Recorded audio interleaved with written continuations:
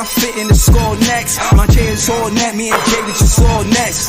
Getting back on defense, hit him with strong flex. I'm official like a ref, trying not to get attacked. And we go hard on Brooklyn, that's a promise. Watch me like a Cam, cause it's my time. Make you watch me like a Cam, cause it's my time. Switch, they can't guard me, especially side the Barclays. Spin between crosses, I can score with both hands. Midi flawless, and I get to paint like an artist. I'm a bossmith, so you should respect my handle. I see the big picture with the nets like a mantle. In the future, I see us as champs too. And when we do, I'ma do a Brooklyn dance move. The sturdy or Millie rock like a fan do. And that's a bet like my parlay on FanDuel. BROOKLYN, BROOKLYN, BROOKLYN.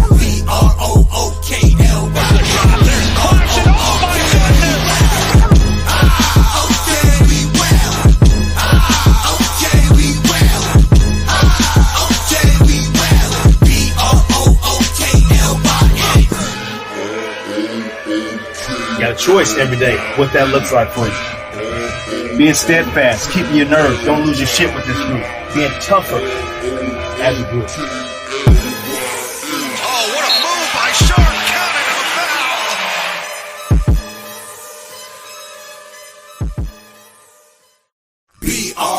BROOKLYN, BROOKLYN,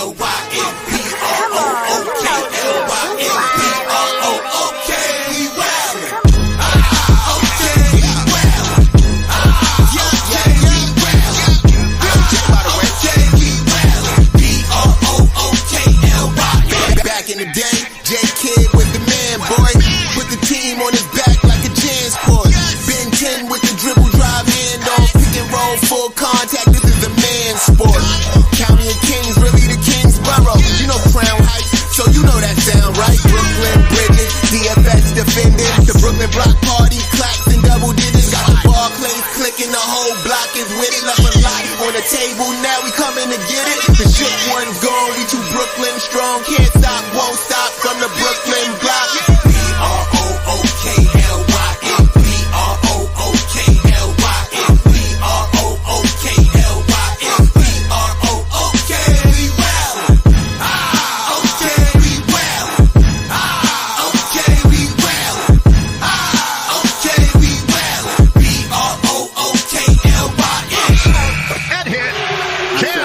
Just give me the ball, I'm fitting to score next. My J is all net, me and Jay just all next. Getting back on defense, hit him with strong flex. I'm official like a ref, trying not to get attacked. And we go hard on Brooklyn, that's a promise. Watch me like a Cam, cause it's my time. Make you watch me like a Cam, cause it's my time. Switch, they can't guard me, especially side the Barclays. Spin between crosses, I can score with both hands. Midi flawless, and I get to paint like an artist. I'm a bossmith, so you should respect my handle. I see the big picture with the nets like a mantle. In the future, I see us as champs too. And when we do, I'ma do a Brooklyn dance move. The sturdy or Millie rock like a FanDuel. And that's a bet like my parlay on FanDuel. BROOKLYN,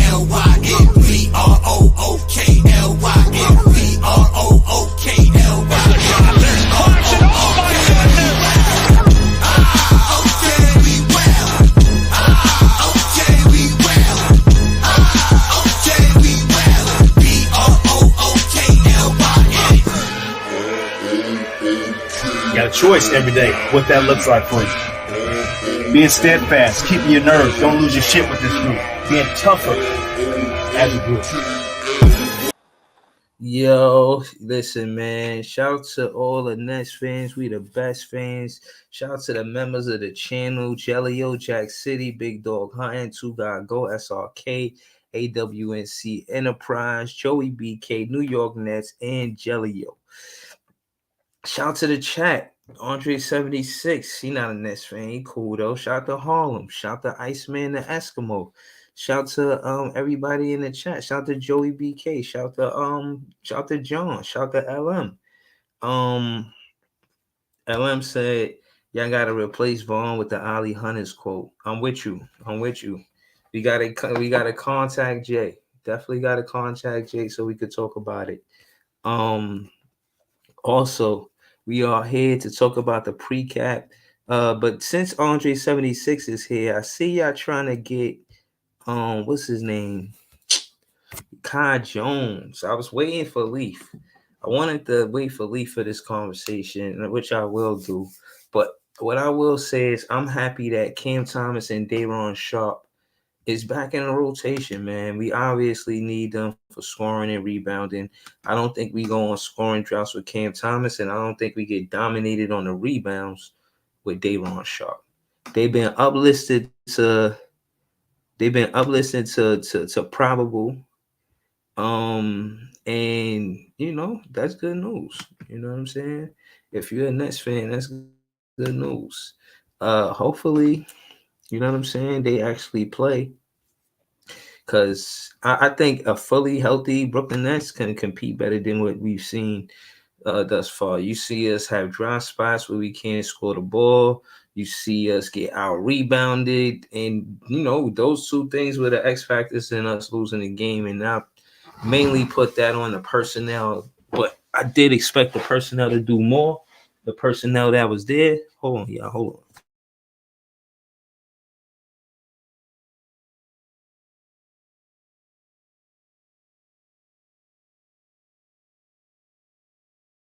Yeah, I did expect that, but it didn't happen. And I want certain guys to step up. I don't want to say, oh, we didn't win because this person wasn't there, that person wasn't there, and it be true sometimes. Sometimes it is basketball. Certain players do different things better than other players, and you see that impact the game. So you know, shout out to Tune In One Sports. One here, Cleveland Cavaliers creator. Yeah, man, we play y'all soon, man. That's gonna be a huge game with us. But y'all beat us with Donovan Mitchell in the lineup. Is Donovan Mitchell even in the lineup for y'all? Is Donovan Mitchell even in the lineup for y'all? I don't know. You gonna see. We got quite a few people in here, man. I'm gonna throw the link in the chat. If y'all want to chop it up, we could do that. But yeah, we're gonna talk about a few things. But a Cav fan here, so if you want to talk some Cav basketball with this close to the playoffs, I want to hear it. Andre 76 here, he a 76er fan. I want to hear it. We got Harlem in here, he a Nets fan. He definitely welcome. John LM, I'm saying Joey BK. I think Joey BK is a Knicks fan, but he got the BK and the Biggie. I'm not sure, man. I think he from, I forget, man. But shout out to Joey BK. But that being said, it's interesting times in the NBA as we speak, and the standings is looking very interesting. Atlanta keep winning, Chicago keep winning. I seen Chicago beat the Golden State Warriors. Like, what? Like, I would have never thought that. Like, Kobe White must really be going off. Heard up. He beat the Golden State Warriors. I was sleeping on Chicago the whole season. We beat them early in the season. I think we beat them twice. I don't think they beat us. I think we played them twice. I'm not sure if we swept them with 3 teams, but they playing really good basketball right now. And I can't even pretend like I didn't say the other day that we was going to get 9th place. But if they keep winning like that, they would get more and more difficult. We like at the 20 game or less than 20 game mark. That shit is going to be tough to actually get. I ain't going to lie. For real, it's like 20 games left. We got 10 of these months. We got 10 games on the road. We just came off a home stretch. And now we got the road for like 10 games. You know what I'm saying? We need our offense to be potent in that first quarter. Word. So, I gotta check it out. Let's see. I'll pull the standings up for you guys. Hold up.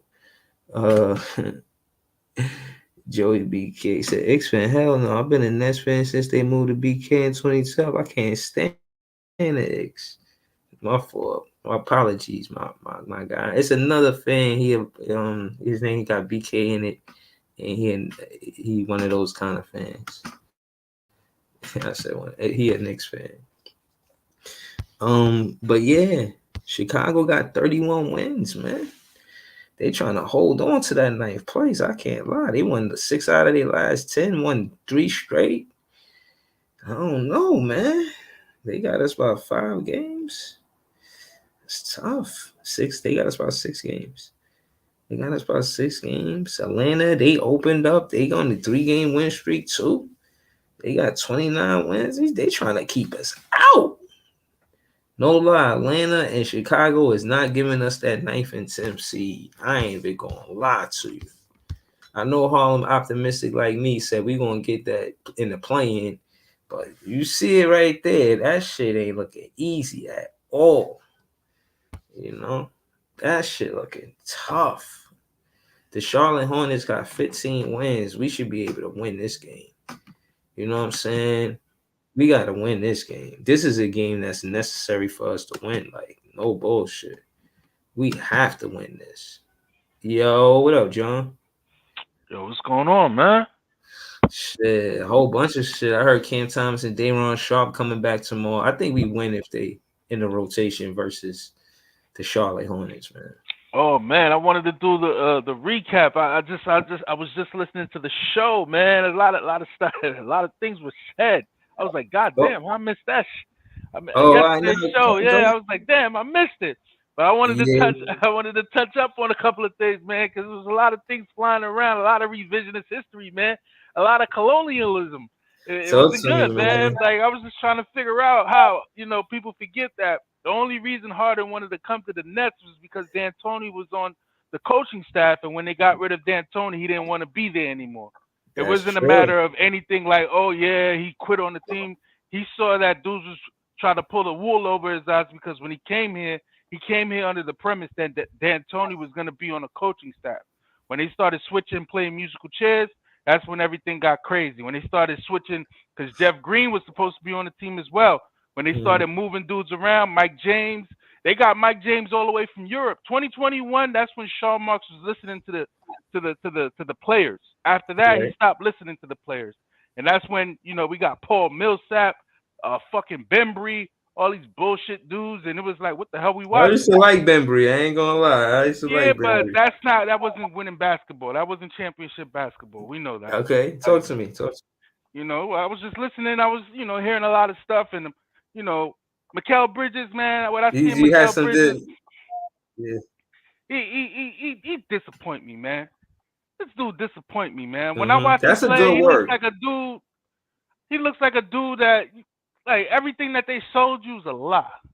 And then you can't believe Sean Marks because he threw my man JV under the bus talking about he heard rumors that players that we were courting we're not comfortable playing under JV. And I'm saying to myself, where's the report that players don't want to play for fucking Sean Marks because D'Lo doesn't like Sean Marks. Dinwiddie doesn't like Sean Marks. Harden doesn't like Sean Marks. KD, we all saw what happened with that relationship. And Kyrie doesn't like Sean Marks. Like, in his head, he doesn't say to himself, like, maybe these guys don't want to come in because of me. Like, I won't be able to get a star because of me. And, shit got to give, man. I'm tired of this shit, man, because everybody talking about the star hunting shit for 2025. We sound like the Knicks waiting on LeBron. Like, that's not what it's about. Like, oh, we're going to get another star. It doesn't work that way, man. Nobody came here because of Sean Marks. Sean Marks was the person that recruited guys. Kyrie came here because he thought, yeah, I could lay a foundation here. Granted, it's home too. Kyrie wasn't the best guy, but at the same token, we had no structure. There was no structure. The fact that you hired Steve Nash to be the coach let me know you weren't serious about winning. You were just playing nepotism because you don't do stuff like that. You don't put a guy with no coaching experience at the helm of a fucking situation like that, because as we clearly saw when KD, Harden, all that shit went down, he did not know how to coach. He did not know how to fucking coach. You can't play a man the whole game, man. I've never seen that. And KD's stupid ass should have said, yo, take me call a timely timeout. Don't have that man just gassed out.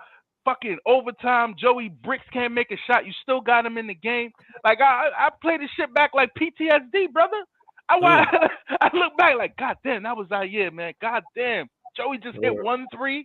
We out of here, man. And I don't know if we go win the finals, but at least we advanced to the fucking, You know, we Stephen A. dumbass is at the Barclays, and we could go flatbush and see Stephen A. and Mike Wilbon because we in the Eastern Conference Finals. Right. You know, type shit. Yeah, but forget about that. That's the past.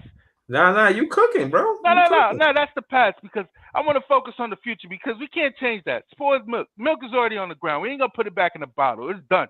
It's finito. Throw that shit out.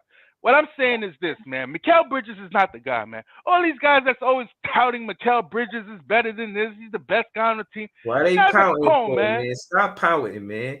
That shit is that guy. I don't know what. Maybe he doesn't want to be here because the effort he's putting forth. I don't even know if the guy plays defense anymore.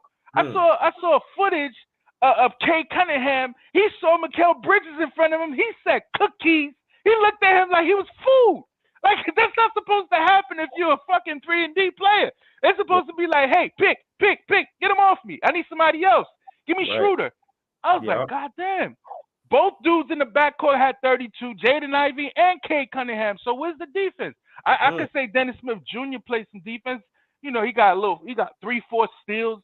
But in terms of, like, stopping these guys from scoring, like, losing to Detroit, that's a big disappointment, man. I was like, God damn, how we it's like we consistently inconsistent. We win a game that we like, oh, that was a good win. And then we lose to motherfucking Memphis Hustle. And then we lose to Detroit Pistons, bro. We gave them their 10th win. Damn. These dudes were 9-52. And we gave them the 10th. That's bad, man. That's nasty work. And Kevin Ali, I don't know, man. Sometimes he does good, and then sometimes he has a brain fart. Like, why would you start Dennis Smith Jr.? We need offense, man. Facts. I'm with you, bro. I ain't got no debate on that, bro. I'm all with that. No, I'm just going back from the shot. I just heard the shit, mind you, so this shit is fresh in my mind. I'm like, damn, that was awful work because I'm trying to figure out. They like the first quarters we struggled. Why would you go back to the same nonsense as you saw this other bozo with his fucking thick ass beard doing the same shit? Like you thought you was gonna get a different result? Like I don't know what kind of relationship him and DSJ got. Like you early in the film room, you over here. You win your first game. This dude's pouting because he ain't get minutes. Like you promised him some shit. Like this is the nepotism shit I hate in life. You earn your shit, man. You make your jump shot, you can be in the game. You can't shoot, you can't be in the game. Word. Stay late in the gym, start moving. Man. No excuses. Practice. Get that practice in. Work on your game. And Ben Simmons, man, whoever be touting this guy like he's the best player, he's the only one with accolades, he's the only one with this, he's the only all-star on the team. Man, get the fuck out of here with that shit. Yo, you spazzing out, man.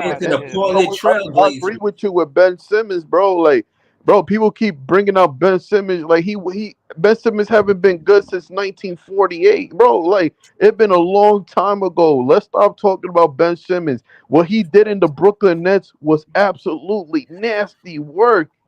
And I don't want to see it on the basketball court ever again.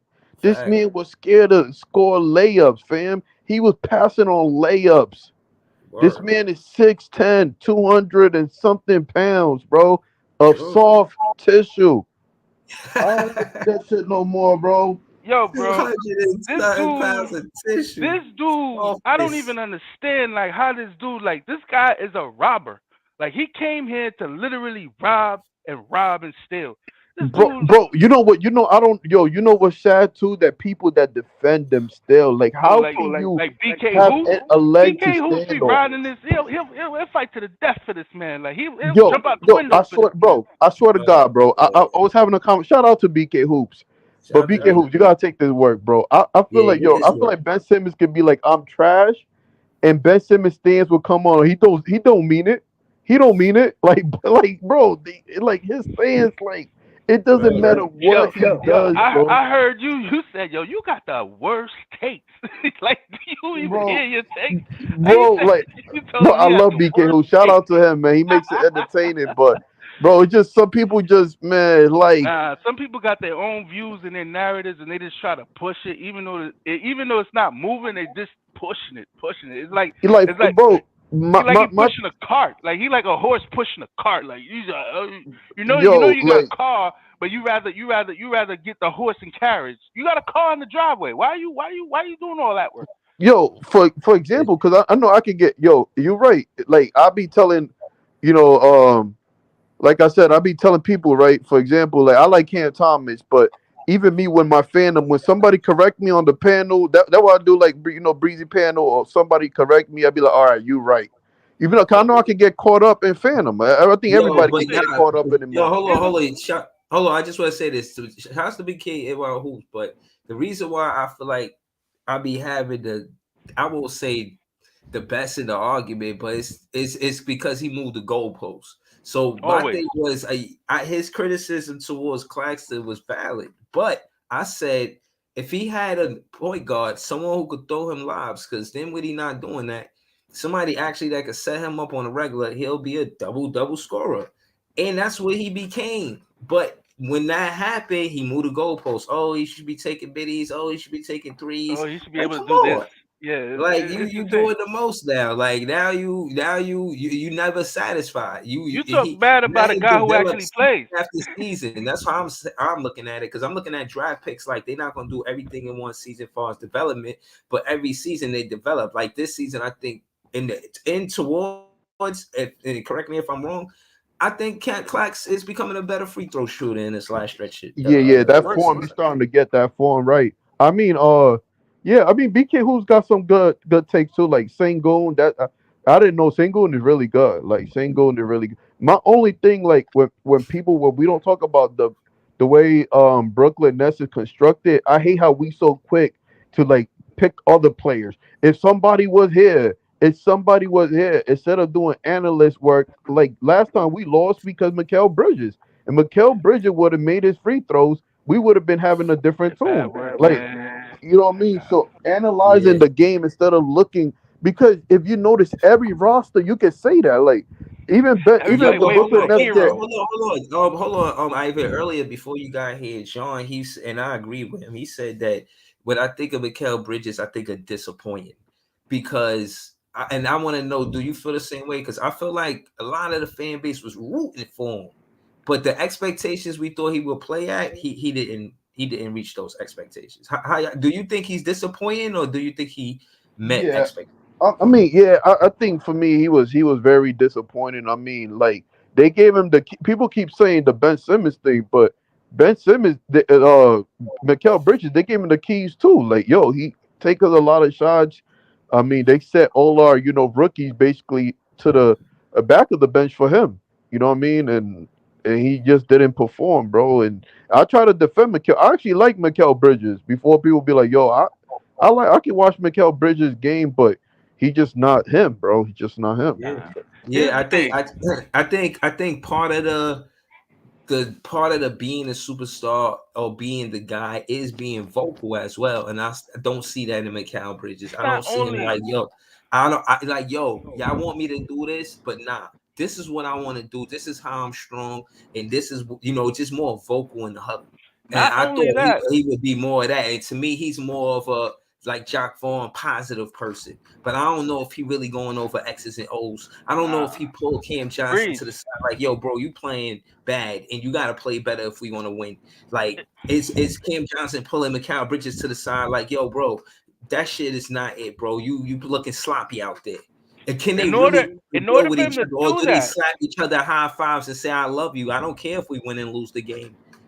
Let's slap fives because we're just successful. Like, bruh, we want you to be successful. That's not. I don't think it's just the vocal part. I don't think it's just the vocal part, Breeze. It's more to it. It's are you gonna be there? Do I know that you're gonna bring maximum effort? The guy is not playing with maximum effort. Like, case in point, if he injured his wrist, injured his hand, whatever the case may be, if he has any knick-knack injuries that's causing him to be like, oh, I'm lingering, oh, I'm favoring this leg because my other legs, sit your ass down. Why are you playing 43 minutes and you can't shoot? I know something was wrong with him, because after that, like, he's trying to do this Iron Man thing, and it's not working, man. Like, I want to add to Breezy point. I mean, even when we like I said, when he was with the Suns or whatever, Chris Paul was that leader. Booker is that leader. Mikal Bridges more passive aggressive.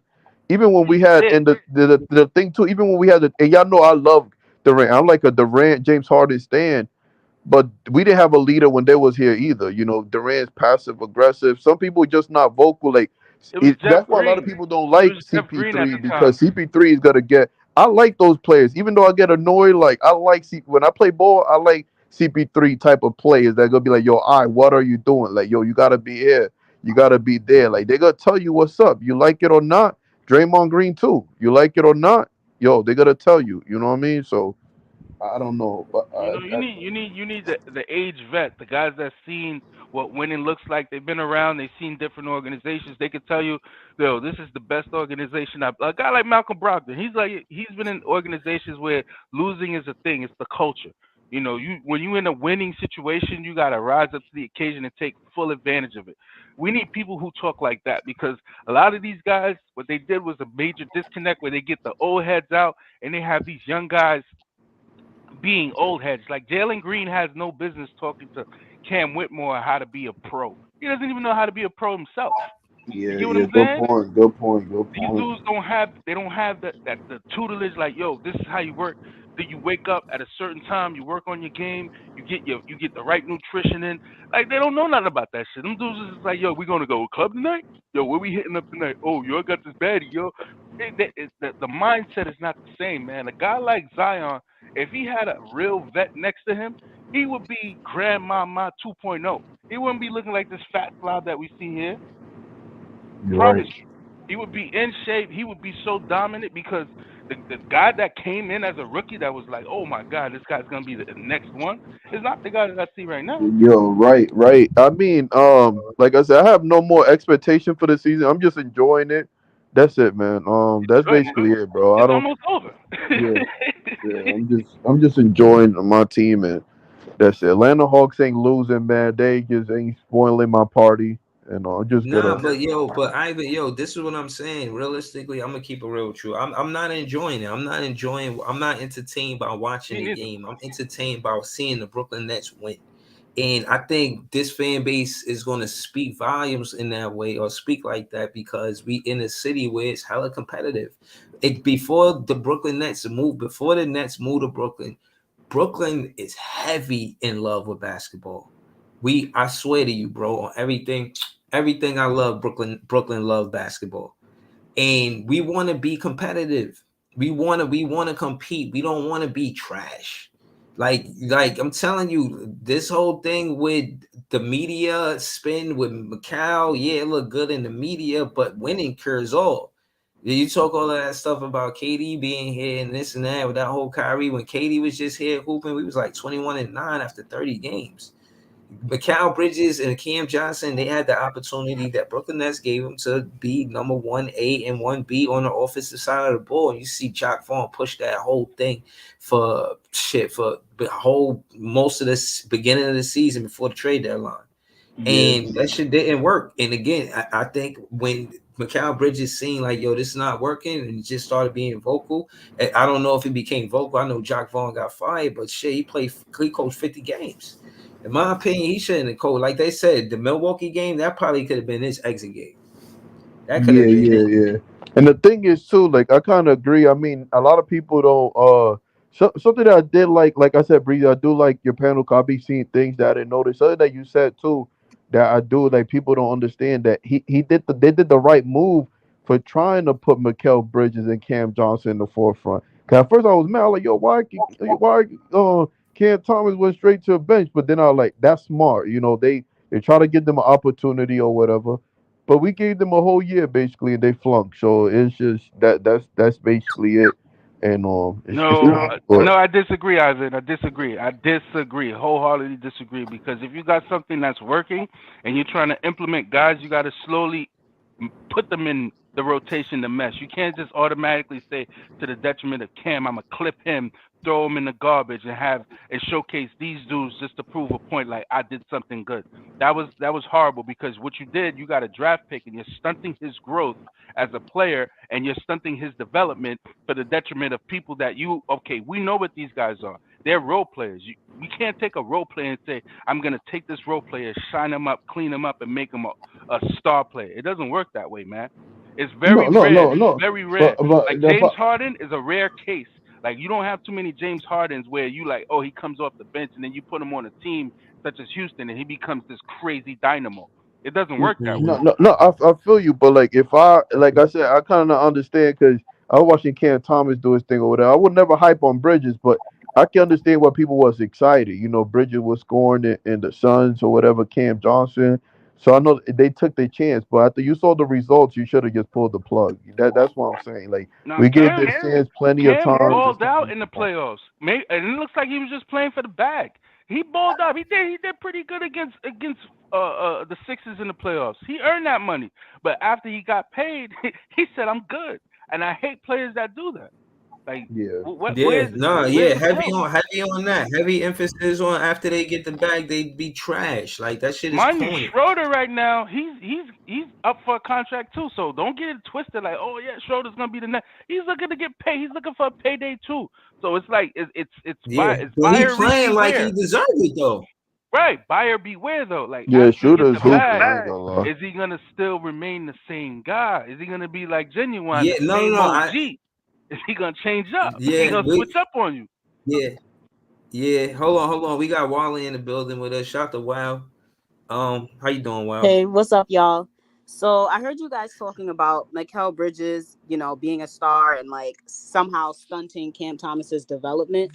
So I just wanted to point out a few things because last season, after the trade with KD and Kyrie or whatever, when Mikal Bridges came here, nobody else around the league knew what he was or what he could be. Everybody saw him as a simple 3-and-D player. Like he was the runner-up depoy for 2022, So like, no, he wasn't on anybody's scouting report. Nobody knew how to stop him. That's why he was putting up all those numbers that he was putting up. Same thing with Cam Thomas. And as you saw during the summer, Cam Thomas was getting props from everybody around the league. Like you could see Paul George podcast. You could see Pat Beverly. Everybody.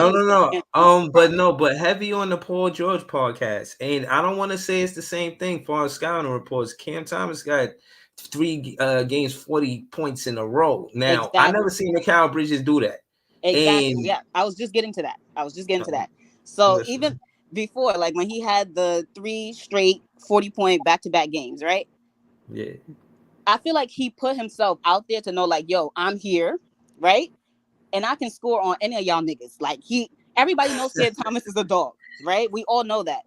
But now this season, right? Other teams, they're putting their best defender on Cam Thomas. Yeah. They know how to stop him. If you watch specific games, like let's say the Celtics, because the Celtics have a lot of length, they know that if they double Cam Thomas, or if they put like 2 of their best defenders or their biggest defenders on Cam Thomas, they know he's either going to pass out of the double team, which will ultimately turn into a turnover, or they know that he's going to do something stupid and, it'll lead to something. Can you stop right there? I want to rebut. I'm going to let you go, but I want to rebut what you just said. You keep going. I just wanted to, put my... we got some pushback on that. Okay. Continue. All right, yeah. So as I was saying, so that's usually like now I feel like Cam Thomas is on more scouting reports than he was last season. So other teams are preparing against Cam Thomas. And if Cam Thomas is not on the floor, like we've seen yesterday, they double Mikal Bridges now because Mikal Bridges is supposed to be our second best offensive option on this team. I agree with that. Right. So like if we're talking about, because right now I actually do agree with you guys that, they should probably rest because there's no reason Mikal Bridges. But no, hold on. Wow. Hold on. Yeah. Wow, I gotta ask you something. Wow. Now I know you could help Mikal Bridges by going to the game. You went to the game. He scored 40. But they on the road right now. Unless you fit in the travel with the Brooklyn Nets, hell no. It's hard to say that Mikal Bridges is the number 2 option on the scoring side of the ball. And I won't give much pushback. I just want to ask, do you agree with me though? Now what I will say, role wise, they give him the obligation, but the way he carrying that, I don't know if he holding that. I don't know if he, you know what I mean? You got to go to every game. Wow, you got to go to every game. You want him to be number 1 on offense, right? I need you to clarify for me though. Are you the one saying Mikal Bridges is the second offensive option, or? No, I'm saying he's from responsibility with the Brooklyn Nets are giving him. He's the second option after Cam Thomas, but that was Jacque Vaughn offense. I still gotta see more, but just from what I've seen, he's not a good 2. He's not a 1A or 1B.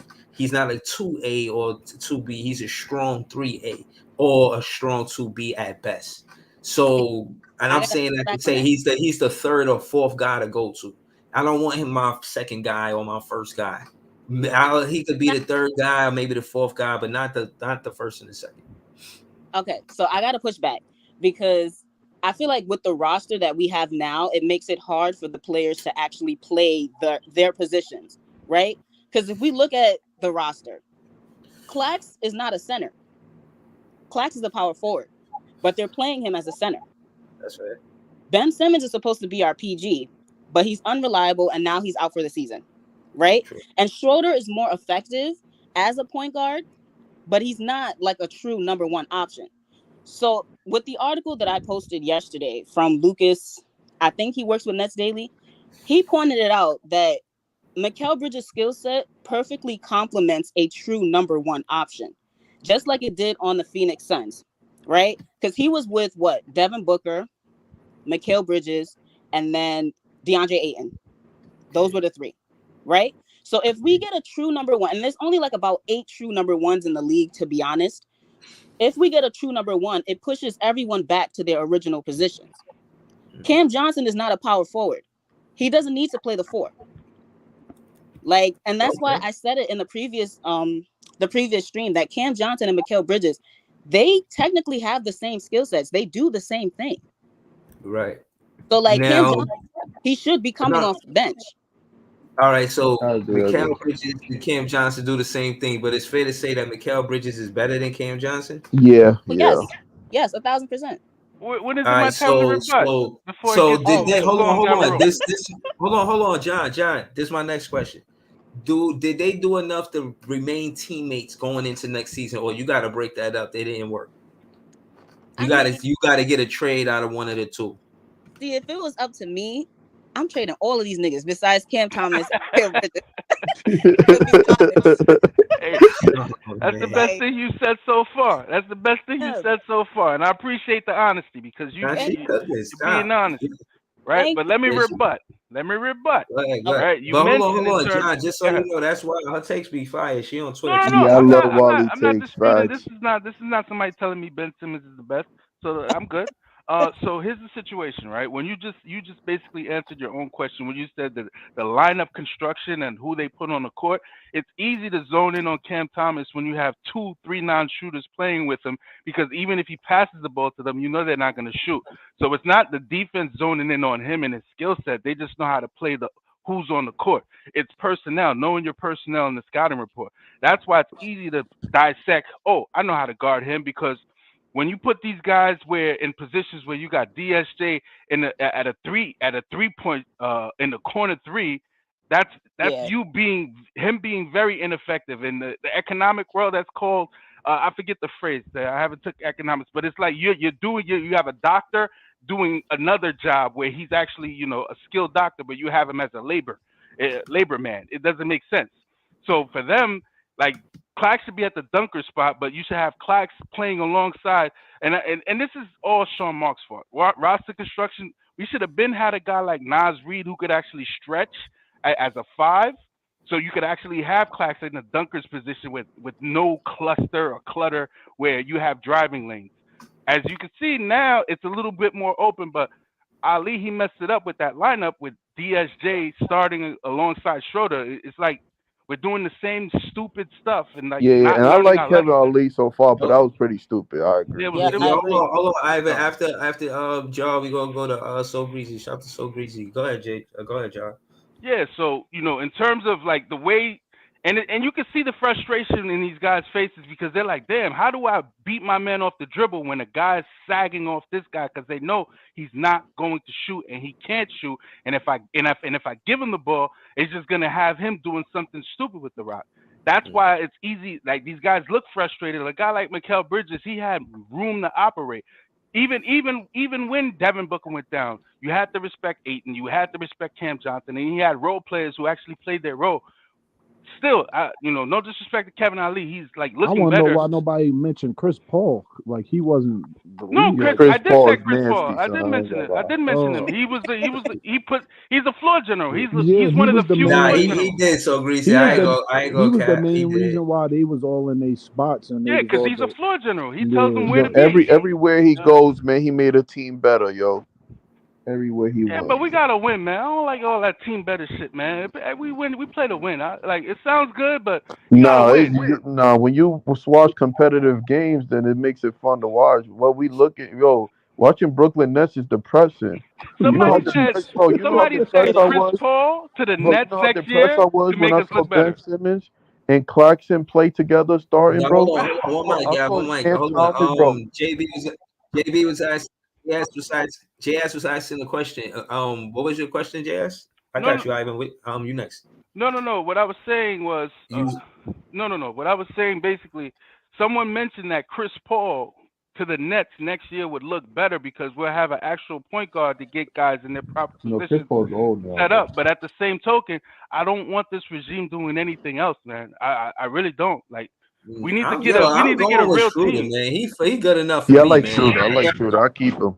Yeah, but look, if we keep, this is what you the gotta Brooklyn understand, man. We y'all ain't gotta You gotta understand. pay Yo, Schroeder. Schroeder makes it look like an incompetent Yeah, but team. you We look gotta like a pay good, him. decent team. You willing If to you pay him? gotta pay him. You gotta pay everybody. Not only paying him, you also got to deal with us looking at another little roster. That's one thing I don't like as far as how the roster is still constructed. We still What's the last point guard we had as good as Schroeder? So easy. Nah, we ain't really have. Well, Velo? I think Russell was way better than Schroeder at the time. No, I'm just saying. But you gotta go back. No, but recently we ain't have like far as somebody that can control a game, reliable. And that gets everybody involved. I say James Harden, but he's not as good as James Harden. You get what I'm saying? So, like he's too small at moments. I'm not saying that it's a big disadvantage, but far as if you come to a realization and you say, all right, you want to go forward with Cam Thomas as the 2, you cannot have a little point guard because it's never going to work out for Cam Thomas. He's always. I had to disagree though, bro. We're gonna be looking like a. Hold on, bro. We're gonna be looking like Atlanta out there. If you look at all the teams right now in the league, right, they point guard either it's a compared to the shooting guard. Like Brunson has, who's they shooting guard over there right now? You got DiVincenzo. You got Brunson got DiVincenzo, which bro, I don't know, man. He plays defense. Shout out to KB, and I probably know them all. 11 a.m. Breezy, what you're saying is true, but they got a bigger front court. Even though they have deficiencies in the back court, the front court got to be massive. Yeah, we gotta tweak up things before you look at it like, we still gonna stay this small with this personnel. We can't. It's not gonna work. Skinny. I don't think. Hold on. I don't think because you see mad players that they small at the 2, at the 1 and the 2, but they big at the 3 and the 4 and the 5. You have to. So I think you can do that. But Cam, no, they too, right? They too usually plays defense real good. Like those 2s that you mentioned next to those point guards, they play good defense, bro. And our 2, which I don't understand what nobody see. Cam Thomas is not that good on defense, bro. He's not good. Hold on. I got to rebuttal that when y'all say when y'all say the defense, because the only time I see Cam Thomas look bad is when we play like the Lucas, Luka and Tatum, stuff like that. But we play average team. Nobody be scoring on Cam Thomas like that, bro. I watched every game this year, bro. I watched every game. Like, I really don't see it. What's the point of y'all saying that? Like, why? How we get here? No, bro. We're talking about the strengths. We talking about weaknesses and strengths. If you keep Schroeder right now, him, Cam Thomas, and Mikal Bridges is a small front 3, bro. That's little, bro. Mm-hmm. Okay, so you saying we put Cam Thomas the odd man out on Mikal Bridges? I'm not saying he's the odd man out, bro. I'm saying that if you want to go forward, You got to look at that. That's We not need a gonna better work. 4 and 5. We need big 4s and 5s. I see clearly. Durant I don't think Cam and Struder will work, bro. Nah, they work better than what we had before. We don't even know that, bro. We haven't even seen it. But that's the point. All right. I seen us down this road so many times with these little lineups, and when it's crunch time, nobody can really defend. Yo, but hold on, but like I said, bro, like the Cavaliers than I would. Hold on, Cavaliers. I don't know, a taller player, I guess. I'm not talking about offense, bro. I think Cam Thomas is perfect for the star lineup. That's where we not disagreeing. Yeah, but Breezy, but I'm just saying, fam. I'm like, saying yo, if you trying to go forward, hold on. Let me say this to So Greasy real quick, bro. I hear what you're saying, and again, I put that on the coach. I think if you know that the defenses or the offenses is going to hunt us on defense looking for Cam Thomas, and you know that he's not an on-ball defender like, say, a Schroeder or a DSJ, a player like that, then put him in a situation where Bolden now, as soon as they try to ISO Cam Thomas, Bolden now, wherever they go, make them swing the ball, make them take that 30-footer opposed to getting Cam Thomas in the paint. You feel what I'm saying? But that's it all don't the just coach work have like that, defensive bro, schemes to when you out protect the there. players that they trying to hunt. Facts. No, you know what they do? What you do is you take the man full court, take time off the 24-second clock. So by the time they're trying to hunt to get the right mismatch, the time is ticking on them. That's what you do. That's usually in the fourth quarter when they're trying to hunt matchups. You try to make them waste as much time as possible. So now when they get that matchup, they got 6, 7 seconds, 8 seconds to make a move. It ain't like, oh yeah, I'm grinding this guy out. I could say one thing, yo. Sometimes playing defense ain't always on the coach, bro. I watch games, bro. I watch games where I watch Cam Thomas guard his man. He don't even guard him. He's playing back. He's leaving niggas open for threes. They just driving it right on him. They beating him down in the paint, bro. This is not just. Are you talking Cam Thomas or all the guys that played? This is not in the no. NBA? I'm talking about specifically if you want your 1 and 2. You talking about keeping Struder and Cam Thomas at the starting lineup, Mikal Bridges, and CJ or DS. You right, Greasy. We need upgrades. Hold on. But my thing is, I agree that we need upgrade or whatever, but I do not see like what you guys be saying about, because Cam Thomas be guarding the worst offensive player on the opposing team. The only time it look bad when stars be hunting him down. That's when it looks really bad. But that's usually your tools in the league, bro. Like that, fam. I really don't see it like that. One thing I will say though, I don't know if you guys saw the Mikal Bridges podcast with the Knicks. It seems like people in the league know that Cam Thomas, like, he's great offensively, but his defense is pretty bad. Like, even Josh Hart was talking about he's all buckets, no defense. But you missed the part when Jalen Brunson said he don't guard either. Well, that's what I'm saying. Like, you gotta hide those players. Hold on. Let's go. Let's comb through that interview because it was a good interview. Go ahead, Wally. I want to hear what Wally seen in the interview. Then we could go to Ivan. Then I seen the interview too. So let me listen. I also wanted to highlight, like, during the Celtics game, I saw Tatum consistently call for the switch on Cam Thomas. Mm-hmm. Like, players know that he would be easy to score on. So they would call for him and then score on him. It makes him look bad, though, to be honest. Bro, I mean, not Wally. Can I respond? Or this is why Trae Young and Murray don't work right now, because they too small up there. I'm just saying, when you got two small guards on the floor and you got to go up against a Donovan Mitchell, a Luka Doncic, you got to be able to guard these guys. And if you can't, we gotta follow the Nuggets. Listen. Hold on. Listen, hold on. To your. So we're gonna have Struder guarding Luka.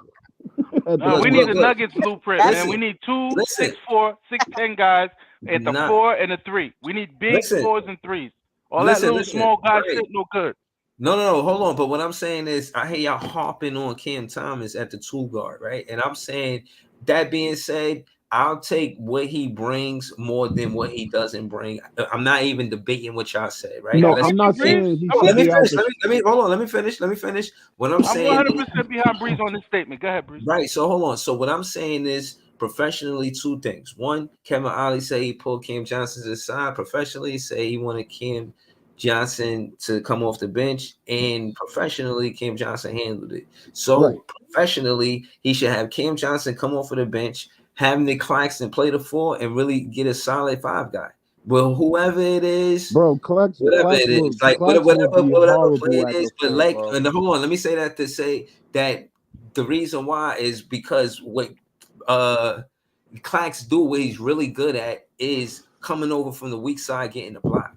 And he can do that a lot. And then the second thing I wanted to mention is when they trying to hut Cam Thomas, if we know that, we can have Clax be the roam defender. And instead of Cam Thomas get caught in the mouse in the house, Clax is there because he's a roam defender. And the switches, you see all the switches that we do? Have Clax be the one that's doing the switches, jumping in front of the toughest offensive player on the pick and roll, which I ain't going to lie, Clax would be tough. But I'd rather have Clax there opposed to Cam Thomas. Or make sure that Cam Thomas don't get stuck on the in the paint because Clax is the roam defender.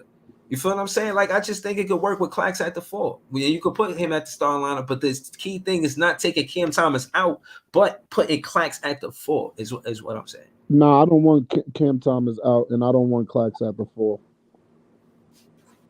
The only why not Clax at the 4 though? Clax at the 4 is wild crazy, bro. Like, no, Breezy saying he can still be at the dunker spot, bro, and have a 5 that can stretch the floor. That's what he's saying, bro. Yeah, nah, for sure. He in the dunking spot. He definitely in the dunking spot. But again, Clax at the 4, his offense would be the same, like looking for it in the paint. You know, he's not looking for no jumper. You feel what I'm saying? Yeah. And I mean, even when we said with Tatum or whatever, when we talk about Tatum attacking Cam Thomas, they do that they did that they blew up the Warriors. You know what I mean? So you need, like I said, the reason the Warriors was able to win because they had Wiggins at the time, you feel me, that can hide Curry. That's all you got to do, man. Hide your best players. That's what it is, bro. They did it with Dame. They did it with Dame Lillard his whole career. The only issue with Clax, though, is that Dame controlled the offense, though. It's a difference when you control a game, bro. Hold on, but no. So, Greasy, answer this question in the chat then. Marlene Sutherland said, why is Cam Thomas defense getting picked apart when no one is guarding on this team? No, I'm not picking. See, this is where you're getting it wrong at. This is where you're getting it wrong at. When we're talking about going forward with Struder and Cam Thomas in the starting lineup, this is what we was talking about, bro. I never said I want Cam Thomas out the lineup, but what I said was it won't work with him and Struder because they too little. No matter what, your 1 and 2 might be on a mismatch every single night, bro. Every single night. They both. But our defense ain't a one-on-one. We don't play one-on-one defense. Bro, either way, when you got to go in the switch and you're guarding a big guard, point guard, or shooting guard, bro, you will have Struder guarding a big guard, bro. You will have Cam Thomas guarding a big guard, bro. And I'm not saying Struder can't play defense. I'm just saying that's a little lineup. Kind of reminds me of bro. Listen, I can't debate that they a little lineup. What I am saying is hold on. If all it take is one basketball action, if all they do is one basketball action, and that's look for Cam Thomas in the paint, and we can't stop that, then we not a good basketball team, bro. Let me say this: it's 24 seconds on the shot clock. By the time they try to find Cam Thomas in the paint, they got to go through 2-3 basketball actions before they could do it and reset the offense and give them a good maybe 7-8 seconds before they could even think about getting a good shot. But that set from the 24 seconds to under 10 seconds, we should be playing solid defense, bro. And that's because, and this is why I said so greasy. The Clax should be the 4. Let me tell you why. Him being a roam defender, bro, and him coming over the weak side, helping with the defense. So whoever, even if, like you said, they play in a man-to-man situation, if Clax see that the offensive player is going to hold on, if they see Clax is going to come, I mean, they see that if Clax see that player is going to commit and go up for the ball, his basketball instincts, bro, he's going to likely deter that shot, even if he don't block it. So he's going to make him do something he don't want to do, bro. I'm telling you, up the floor, bro. Yo, Breezy. With that, bro. Breezy. Hold on, am I the only one that's feeling like that? Hold on, but Breezy keeps saying we small. This backcourt argument that's going on is mad. Last year, and they 1 and 2 is small. Like that's the thing. Yo, your 3 and 4 and 5 gotta be tall. That's crazy. Next year we gonna have Kai Jones. We gonna have Kai Jones replacing Claxton. Bro, the backcourt argument that y'all presenting is not incorrect, but is not exactly accurate either. Most of the backcourt in the league, these like Ben Simmons is an anomaly. There's not a lot of 6'10" dudes that are point guards. The point guard height is usually 6 feet to 6'2" at best. The point guard is not high. Yes, we got an anomaly of players coming into the league that can play point guard or shooting guard, and they tall as hell. Yes, that's true. But the point guard is the point guard is. Wait, let me get my point. The point is how tall is James Harden? The point. How tall is these niggas, bro? 6'5". They are anomalies, bro. They are anomalies. Luka is an anomaly. They run. He's a small forward height running the point guard. He can do that because he's 6. He can do that because he has playmaking qualities. So Cam Whitmore and wait, but I wasn't finished because y'all kept interrupting. Y'all talking for a whole hour. I'm talking shit, bro. So look, right? Y'all talking about this backcourt nonsense. Most of the backcourt in the league is small. Fred VanVleet and Jalen Green are short. Anthony Edwards and Mike Conley are short. Darius Garland and Donovan Mitchell is short. Talk about wait, let me finish. Let me finish, bro. I'm not finished. I know, but talk about let me finish, bro. Y'all talk for a whole hour. So look, talk about winning teams. Don't just say anybody. Don't bring bro. I'm talking about. I'm acknowledging every lineup. The NBA is not just about winning teams. Let me get my stuff on. That's what it's about. Number one, he's cooking, yo. He's cooking. Right. So let me finish, because this is not just about who in the playoffs. I'm talking about backcourts as a whole. I'm not just talking about winning teams. Backcourts are usually small. Fred VanVleet, Jalen Green. Fred VanVleet is 6 feet. Jalen Green is 6'3". Darius Garland is 6'1". Donovan Mitchell is 6'3". Anthony Edwards is 6'4". Mike Conley is 6'1". There is a lot of small backcourts in the league. You know how they work? You know how they make them work? They get a tall front court. 6'10", 6'11" dudes that can defend. Karl Anthony Towns is injured, yes, but you surround Anthony Edwards and Conley with bigs. Karl Anthony Towns is 7 feet. Gobert is 7'1". Defenders that can man and take responsibility if Edwards is lacking. If Mike Conley is lacking, they can take the responsibility. And if Anthony Edwards on a mismatch, Cat can switch immediately. If Conley is on a mismatch, Gobert got it. You have to surround players like Cam Thomas and Schroeder. If they're our starting lineup, you have to surround them with a tall front court. Claxton is not. That 6'11" thing is cat. He's not that tall, bro. You got to surround them with wings and tall centers.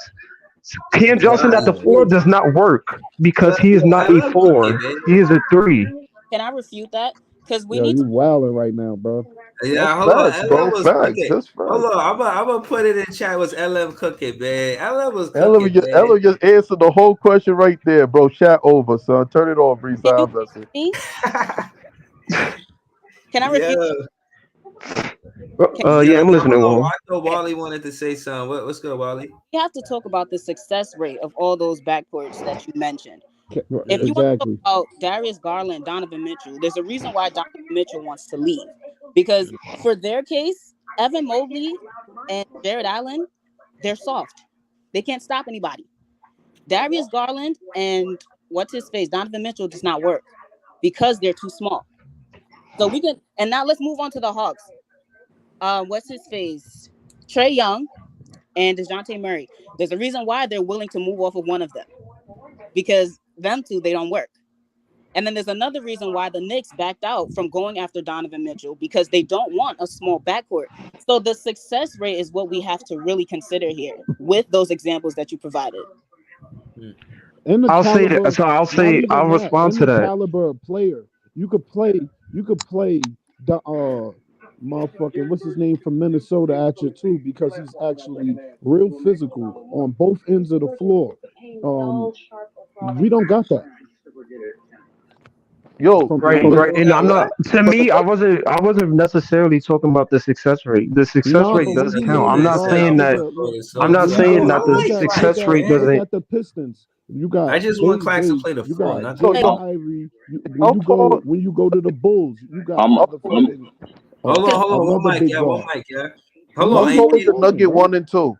hold I'm on, letting you we gonna go, talking. That's so what. That's exactly what I was getting into. Jamal Murray and KCP is short, and they the top That is team in the league. Playing with yo, though. And they won the championship last year. bro. An anomaly too. They're playing with Jokic and to Marlene because she said a front court. But that still go to Ellen This basketball. still counts, Wally, because they surrounded. The Denver Nuggets knew if KCP and Jamal Murray are short, cool. We got to put MPJ in there, who's 6'10". We got to put Aaron Gordon in there, who's 6'10". Bro, Jokic, whatever. We already know maybe Jokic is 7 feet. And You y'all, surround those dudes Arondo with and Cam wings, Thomas y'all, dudes that y'all can didn't. defend and recover and help them out. okay. That's how you surround the front court like that. So hold on, Schroeder yeah, is bigger than Jamal hold on, Murray. yeah, hold on. I just This want is to make sure the crazy. chat is. Hold on, I want to make sure the chat is because it's the same is with us on where we at. Hold on, I pose a question to the chat. Does Schroeder and Cam Thomas work as a starting backcourt because of the arguments that's happening on the panel right now? Some are saying that it won't work. Some say that it will work. How did chat feel? Let us know how y'all feel. Do y'all think that Schroeder and what he said, also Mikal Bridges at the small forward, does that work? Could that work? Some feel it could. Some feel like I'm really not sure. But let's continue. Who was saying something? I wanted to go to Eskimo because we didn't hear from them, but I had stopped and somebody was saying something. Who was saying Yeah, something? yeah. You ready for me breathing? Pause. Go Pause. ahead. Right. I'm to talk to speak. You know what I'm saying? But y'all both Go ahead, let's go. y'all is both right about the roster, about the point guard and shooting guard, and it all depends. You try not to have a small backcourt. You would try not to. You can have a small backcourt. It all depends on your roster, how you gonna build a roster. So what y'all saying is both true. It just depends though on how you make it work, basically. You know what I'm saying? You can have that or you try not to. You know what I'm saying? That's all it is to it. It's how you build a roster around that. Right, exactly. I'm just looking at the good teams. The good teams right now in the league, you feel me? They guards are big, then they twos are big. They ain't small. Both of them ain't small. Yeah, So but that's what I said. You try like not to do that. when you look at Boston, Drew Holiday, he's a big guard. He plays physical on both ends. When you looking at who else? Who they point guard and shooting guard? Boston. So Greasy, you got one example. I'm Who crying. Boston? Yeah, who's they I point just guard? said Drew Holiday I and they just shooting guard Derek White. yeah, that's two big guards, bro. What are you talking about? No, I'm just saying that's Derek one. White's Isn't not Drew that Holiday? tall, How tall bro. is Drew Holiday? Yo, He's like 6'4", like 6'4" at best, yo, six come on, five. bro. And these are certain caliber of I don't think players, Drew bro. They Holiday just that tall. I think he's these like players don't just play on one Nah, side of the Drew's ball. around 6'4". He just built He's like a 6'4". linebacker. That's why he looks so. That's why he He is looks so tall 6'4". like that. But he's 6'4". how tall is Klay Thompson though? He about 4 Six probably six, 6'6", probably. Yeah, bro. 6'6" or 6'7", something like that. Yeah, Mm. you can have one of them could be He small, like but Draymond height. Draymond is 6'6" too, He so pretty they tall. around He the pretty same height. tall. Yeah. No, I mean, again, there is success with big backcourts, man. I'm not denying that. Yeah, But yeah. the team that we got, and Marlene Sutherland in the chat, she says it won't work, but Cam development should be prioritized. I agree. I agree, and I'll say why. I think no, I because agree with that he's 100%. the league it went towards scoring, regardless if Cam Thomas was in and out the league. Cam Thomas, the scoring will be more prevalent than defense. And again, they said they did that because of the Euro League and making them more comfortable. This and that. This is what's going on in these NBA streets, right? So, anyways, Cam Thomas is a elite scorer, right? So why not make him the focal point of the offense? But if the coach is defensive style, his style is defense, then we just prioritize Cam Thomas, but not necessarily make him the end all be all. The coach has a system. He's the biggest voice opposed to a player in KD and Kyrie. Again, these are the things that can help the Nets be successful. It's about him being in the offense and fitting in, not necessarily being he, in my opinion, is the alpha player on offense. He is the alpha offense player for real. It's like it's not a duo between him and Cam Thomas. Cam Thomas is the alpha player on offense. It just is what it is. You feel what I'm saying? Like, we don't have to really debate that. But shout to unless Wally go to every game. So I ask you, Wally. Where do you see Mikal Bridges? Do you think they keep the twins together, or how you see that happening? Did that make sense, or do you think that Mikal Bridges got have a better teammate, maybe a big that can help Mikal Bridges look better as a teammate? They're gonna have to make the money work, and Cam Thomas's contract is like not Thomas Johnson. Oh, not Cam Thomas. Sorry, it's just because I was reading the comment and someone said Cam Thomas getting traded. I was crying. Anyways, that's Rihala, man. He probably trolling. Shout out to Rihala. Cam Johnson, his contract is literally the perfect match next to the picks if they're going star hunting. So, like, they probably going to have to invite Cam Johnson to Joe Tsai's house and be like, yo, if you want to really compete, you're going to have to let go of Cam Johnson and see what goes from there. But if it was up to me, though, I'm trading everybody. I told y'all this already. Like, the thing is, even when he had that little route, by the deadline, he would have been, I don't even know, to Atlanta somewhere. I don't know. I'll be shipping his ass. Nah, he would have been to the Rockets. Come on, bro. They offered Jalen Green in them picks. I would have, Nobody want Jalen Green. There's a reason why the Rockets trying to get rid of his ass. Dude out here dunking on everybody. He's a great prospect. What? I mean, I'm not sold on Jalen Green like what? Yeah. It's crazy. You talking about Jalen Green, man? Just caught a body a few hours ago.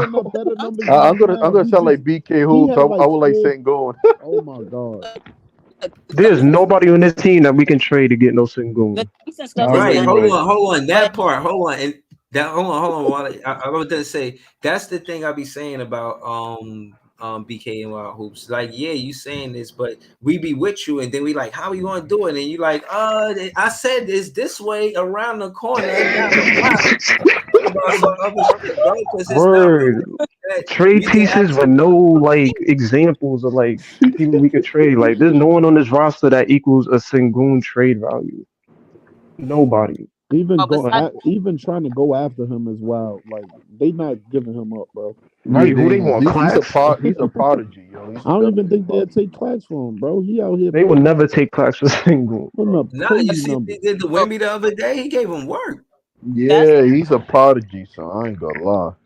Wemby different, bro. That's a generational talent. Nah, but he gave Wemby work the other day. I'm talking big numbers, bro. Yeah, Sengun, yeah. Sengun, bro. Sengun got a nice. Those Europeans, bro, with that nice touch, son. Like, it's just nasty work, bro. He got game. The point that he could play the game.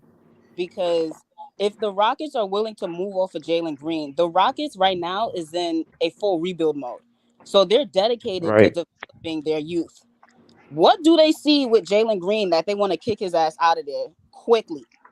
Nah, because they want to start over there. They're not in rebuild. They trying to push to be in the playoffs, and that's why they wanted Mikal and get Jalen Green out of there. And if they don't get Mikal, they going for another. They waiting for another star with all them picks. That's what they're trying to do. Hold on. Let me ask. Let me entertain this part of it. I think he's not a locker room guy. You know, Ime is someone that's trying to get the locker room serious and, you know, focus on the game. And somebody like Jalen Green could be distracted. You know what I mean? You got to realize some of these NBA players, they young, they come in hot.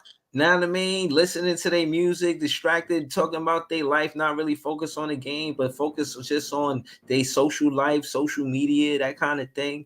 A lot of stuff is going on. Like, he, you know, no disrespect. You know, I think far as relationships, they trying to get him, you know, out of there because of the whole thing that happened with E-Man. I heard he just got Drea pregnant or something like that. I'm not trying to be mixy. No. I don't want to make him shit nothing like that. How y'all I'm just saying, man. nigga, bro. I just think. Hold on. I just think that the element of having a locker room and making sure they focus on a winning brand of basketball is important. And some franchises is not trying to hear that. You know what I'm saying? So I don't know, man. Maybe I'm excited. I can tell you this right now. His ceiling is higher than motherfucking Mikal Bridges right now. No doubt. Jalen Green? Hell yeah. Nigga jumping out the gym. See, let's not get he's crazy. been having consecutive 30 and 40-point games this year. Oh, come on, bro. He's not trash. Okay, but a backcourt with Jalen Green and Cam Thomas would be nasty. We was just talking about what? You got an explosive guard that what? Oh my god. Jalen Green probably gonna have to go to the point. Is that gonna happen? Yeah, that's what I was. He would have to play point guard. You put him at the point. Oh my god. Mm-hmm. I don't see it. I heard. Sorry, I'm not sold. Sorry. And then they offered like 3 picks, 3 first round picks. Hold on. So, all right. So I ain't gonna lie about it. Jalen Green and Schroeder. Yeah, nah, but see, that's the thing. You gotta realize Sean Marks gotta be able to finagle situations too. Like, you know, be able at that negotiating table, letting them know, like, yo, this is what it is. Cause I said what I said. You understand what I'm saying? I ain't leaving until I get it my way, not just taking anything they put on the plate. You know what I'm saying? You see, you don't like what's on the plate, yo, take that back, yo. I don't want that. What's that? Like I want him to be able to say no. It just seemed like he's saying a yes to what they're asking, opposed to saying this is what we want. You feel me? Like I think I want more of that from, and I think that helps him, you know, be a better GM. I don't know. Also, teams be trying to swindle the Nets. Like, you guys saw that report about Houston willing to give us some of our picks back. Out of all of our picks, the most valuable one is the 25th swap. They were not giving us the 25th swap. And the Nets are not interested in the 2024 draft. So, like, the rest of our picks, we already have several picks in 27. So they were going to give us one of that. We're probably going to give us 26. And that's it. Those are the only picks of value out of all of our picks that we would have back. So we'll basically be trading one of our best offensive options in Mikal Bridges for 2 picks that are valuable. And a player that is actually looking way better than him, way explosive than him, and is younger than him. The Nets are not really prioritizing development. What? They want. If we traded Mikal, I don't want Jalen Green. I want Amen Thompson. I feel like he would add to the team more. Doesn't matter about shooting, bro. We need a point guard. Amen Thompson is a 6'7" point guard who can play defense and he's athletic. Thompson, he got jumped too. He's not too. even a point guard. Yes, he is. What are you talking about? He was drafted as a point guard, bro. He is a point guard. For who? For the Rockets? Yes, he plays. Bro, I don't know why he swapped Fred VanVleet. But he's a point guard, bro. Because I told y'all they try and go to the playoffs. I'm telling you, that would never happen, bro. That nigga ain't no point guard, bro. He is a point guard. He's a point guard, bro. That's why they brought Fred in there. I've watched Amen Thompson from the G League to now, bro. Like he's definitely a point guard. Now they brought Fred in there so he can learn. Come on, bro. That's why they brought him in there. Eskimo, what was you saying, Eskimo? They brought VanVleet in there so he would have a veteran to learn from. And that's why he's behind Fred, because they did have him, they did draft him as a point guard. So they was like, they wanted, and then they seen Fred on the market, like, let's get the veterans in here to help the young boys. And now they was trying to get to the playoffs. And that's why they sitting on them picks. They were trying to get Mikal. They didn't get Mikal. That's why I'm saying they start hunting too. So they sitting on that with VanVleet and you see how Sangoon playing. So they try and get somebody over there to help him. So, and Amen Thompson is Luka's height. He's 6'7". Nah, that's a tall point guard. That was dope. Yeah, no, I agree with you, bro. I think veterans bring something to the locker room. You know, some probably why Rose is there with Ja Morant after all of the shit that Ja Morant was in. You get somebody like the Derrick Rose in there, and Marcus Smart. You know what I'm saying? Get him over there, talk to the young boy. You know what I mean? Just keep his head on straight. You know what I'm saying? So yeah, I think that's why they had Haslam with the Heat. You know what I'm saying? I think the veterans are important. You know what I mean? So but Crawford seen it a different way. He was like, yo, I left. I was hooping when I left. I could have played ball, but I ain't want to, take a roster spot from one of these young boys trying to come in the game and, do their thing and whatnot. So I think just the league is going towards more of young players. And even if that's true, I think the veterans still have a say in the matter. They should still be able to play the game some way or another. You know what I'm saying? So shout to the Eskimo. That was a dope take. But yeah, man. Can I ask that, Breezy? Yeah, of course. I feel like without veterans on a team, you could turn out like the Hornets.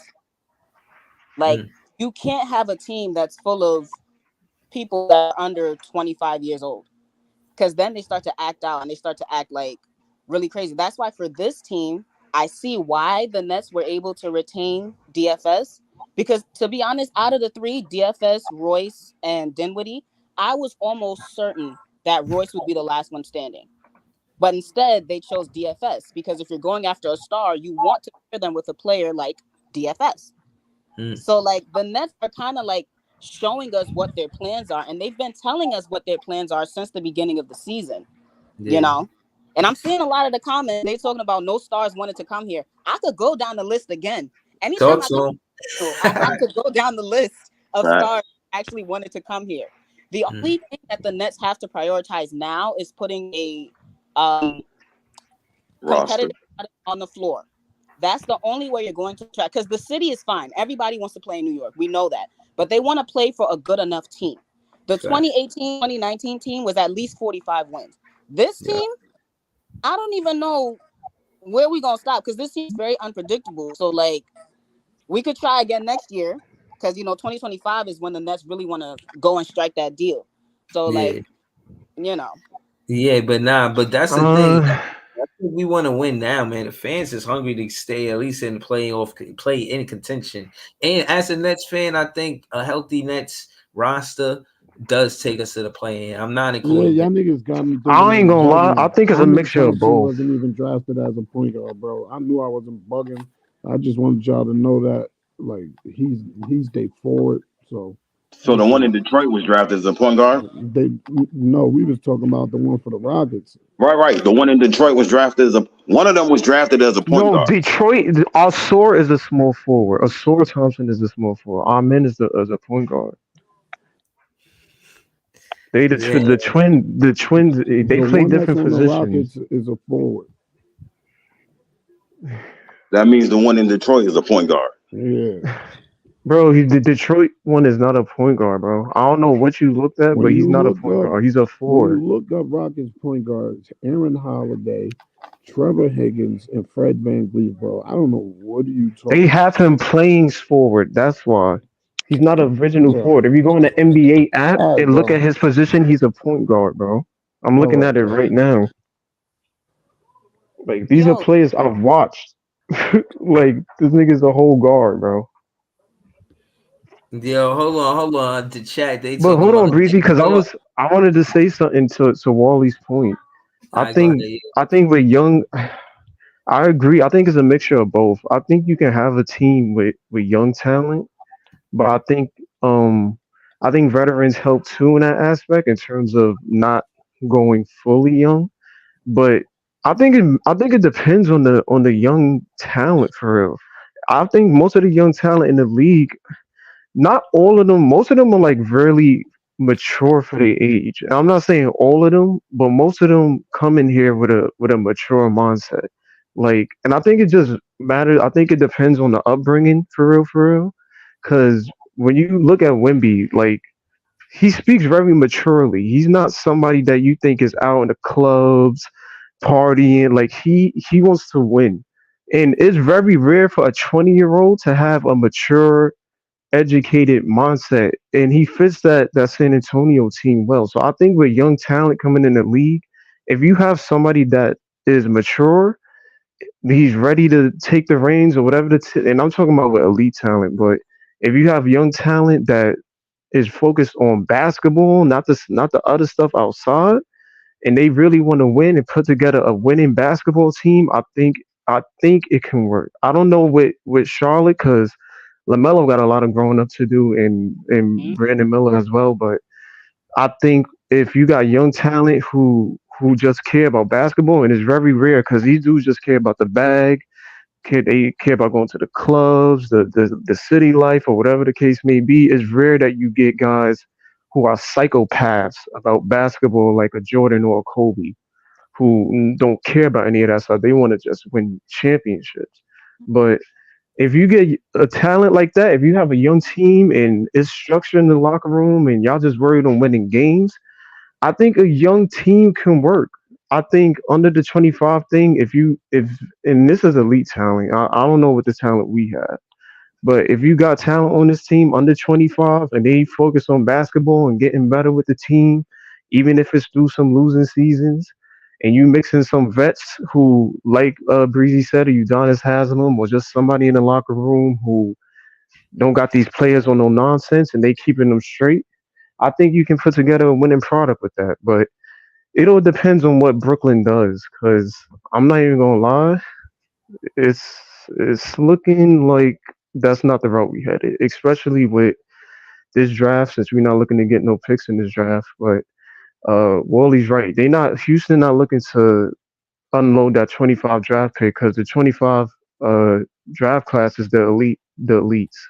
So they Yeah. not gonna want us to get a draft pick in that class. Like, yo, y'all not landing on no potentially franchise star. Like with Cooper Flag, Ace Bailey in them, hell no. So we not giving y'all that. We'll probably, if there was any pick, they'll probably be giving us. It'll probably be for this draft because this draft class is weak. So I mean, it all depends. But I think we do have good enough young talent. I just think they got to get developed more. Like it's gonna take time for Day Day and Cam and Jalen Wilson and Derek and Clowney and these guys. Like it's gonna take time for them to really mesh together. But I don't think Netflix got patience like that. But it's New I York. expect them to What the win heck can tomorrow, you though, expect? bro.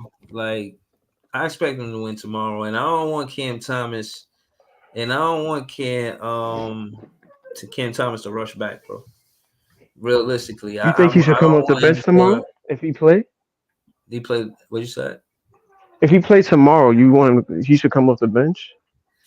Yeah, give him limited minutes, man. Don't try to rush him back at all. Yeah, I agree. I Facts. don't think we need. I don't even think we need.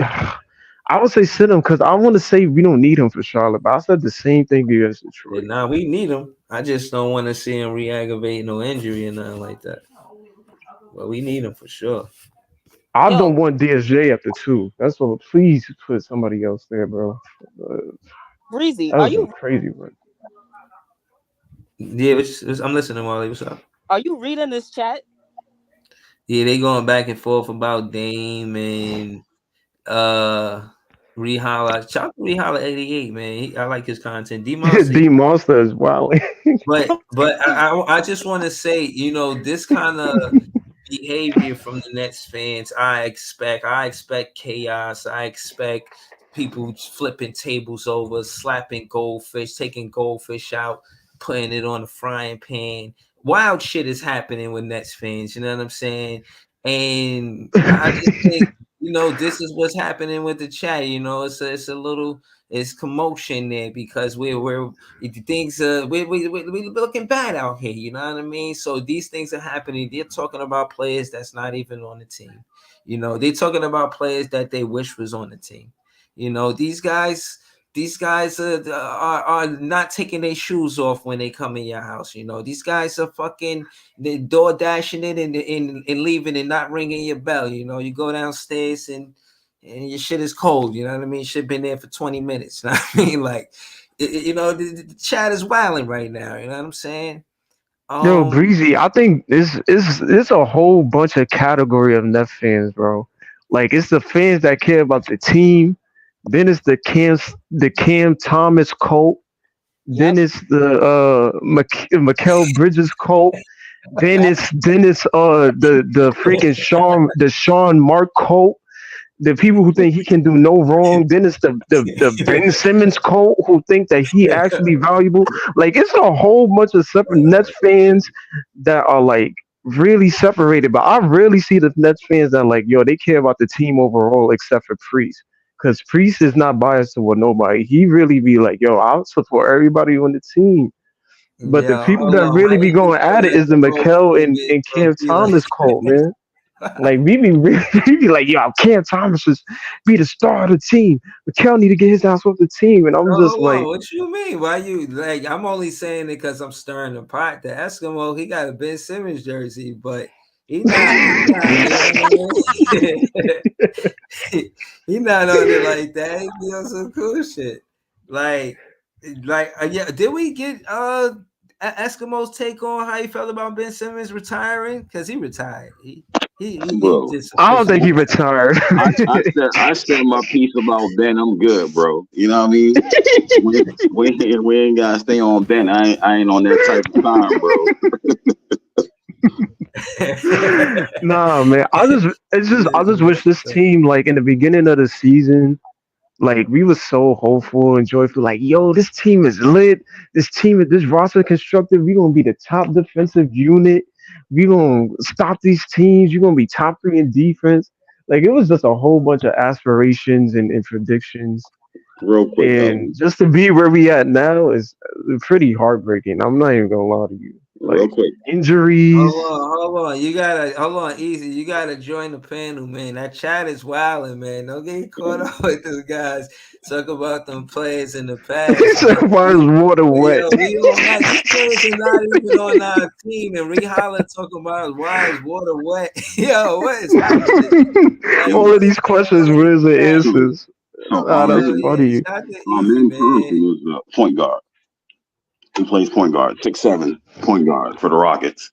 With one of the twins on. He's not a forward. He plays point guard. Yeah, that's what I was saying earlier. Like that was right. That was right. 6'7" point guard for the Rockets. They just changed his position. Right. They play him at point guard and they play him at sometimes forward. He's really a point guard, but they put forward because since he's 6'7", he can play different positions. But he's a tall point guard. If he was here instead of Schroeder, like I feel like the offense would be ran different. Not to say Schroeder is like a bad point guard, but you get a 6'7" point guard who can play defense. He's athletic. He can jump out the gym. Got the vision alongside Cam Thomas at the 2. That's something that can work. That's a backcourt that can work. I think that and Amin Thompson is not like he's not the type of person to go look for his shot.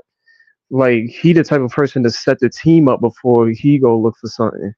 So I mean, he basically a better version of Ben Simmons. I think that if we get a point guard I agree that we do need some height at the backcourt. Like we can't have 2 short dudes. We need some. At least the point guard got to be like 6'6" or something. Like we need some height. But if we got, I mean, Cam Thomas was 6'4", 6'3". I mean, if we get a tall point guard like that, like a 6'6", 6'7", and then we get Cam Thomas, and then you get a real 4, because Cam Johnson's not a 4. He's really a 3. Like, I don't know why we put him at the 4. Like, him and Mikal damn near got the same skill set for real. We don't have Mikal play better defense. No, but hold on, they were supposed. I mean, I don't think DFS a 4 either for real. No, I think they should be twins because one do start and one come off the bench. Mikal Bridges should be the starter, and Cam Johnson should definitely come off the bench. I don't care how much money he making. He gotta accept the bench next season or whatever all season. They gotta talk to him like, yo, we need a bench role. You might have to play off the bench. You okay with that? But I think he would. I don't think Cam Johnson is the type. He don't look like the type of player to have like pride and be like, nah, I'm starting at that. Like, I don't think if it helped the team, I think he would do something like that if we got a valid 4. like a 6'10" 4 or something, like somebody who could stretch it out, kind of help Claxton. I mean, I know Claxton is really a 4 because y'all said he really a 4 playing the 5. But I mean, with Claxton playing the 4, I mean, most of the 4s in the league, they can stretch it out. So I mean, Claxton gonna start shooting, or we gonna get a 5 that's a stretch. Cause two dudes that can't shoot at the 4 and the 5, like I think that's just asking for disaster. I'm not even going. No, bro. Like I think you could put Claxton at that dunking spot and have him where he, I don't know, 14 feet away from the basket, develop a drop step hook, soft hook, or little euro, not a little, but a euro step to the basket. Just a little 1-2 moves to the basket. You know, not necessarily playing with his back to the basket because he fast. You know, you can see him fake the dribble handoff and get to the basket. You see him do a coast to coast, get to the basket. You know, he could play the 4, not because he'll develop a jump shot. You know, he could stay around the basket. He don't have to be right at the dunker spot. Give him 14 feet away, 16 feet away. He could get to the basket, one dribble, power dribble, you know what I mean? Back post, little soft hook. You know, you don't have to be doing what the other teams are doing. You know, he don't have to be Michael Porter, Carter, whatever the hell his name is for them. You know what I mean? He don't have to do what he doing. He could do what Clax does. You know what I'm saying? So I'm not in a rush to see him develop this 3-pointer, and he don't have to have an 18-footer. You know, you could keep him 14 feet away Nah, from the Breezy. He gotta if he want the big bucks, he gotta develop let me something, say bro. why. Let me say That's why. Let me say why. Because he could always be a pick and roll threat, and you always want him to be a pick and roll threat. A pick and yeah, a roll. lob threat. Yes, but that's what I'm saying. Why You not? can, bro. If I'm the coach and that's the play, I can easily stop that. Not to say it's always going to be stopped, but I can game plan against that. That's like us putting Claxton at the 4 and then getting Mitchell Robinson as a 5. If you got two of those players in the lineup, that is hell. The spacing is going to be horrible. Imagine Cam Thomas and Claxton doing a pick and roll, and you got not only Cam Thomas trying to get a layup or whatever. Maybe he don't the mid range not there, and he trying to draw a foul. So that means you got Claxton there in the paint, and then you got Mitchell Robinson in the paint because Hold on. Mitchell Robinson is not a shooter. So now you got 3 people in the clog in the paint to either go for the lob or whatever the case may be. The spacing is horrible. You gotta have some sort of stretch in there because this is a shooting league, bro.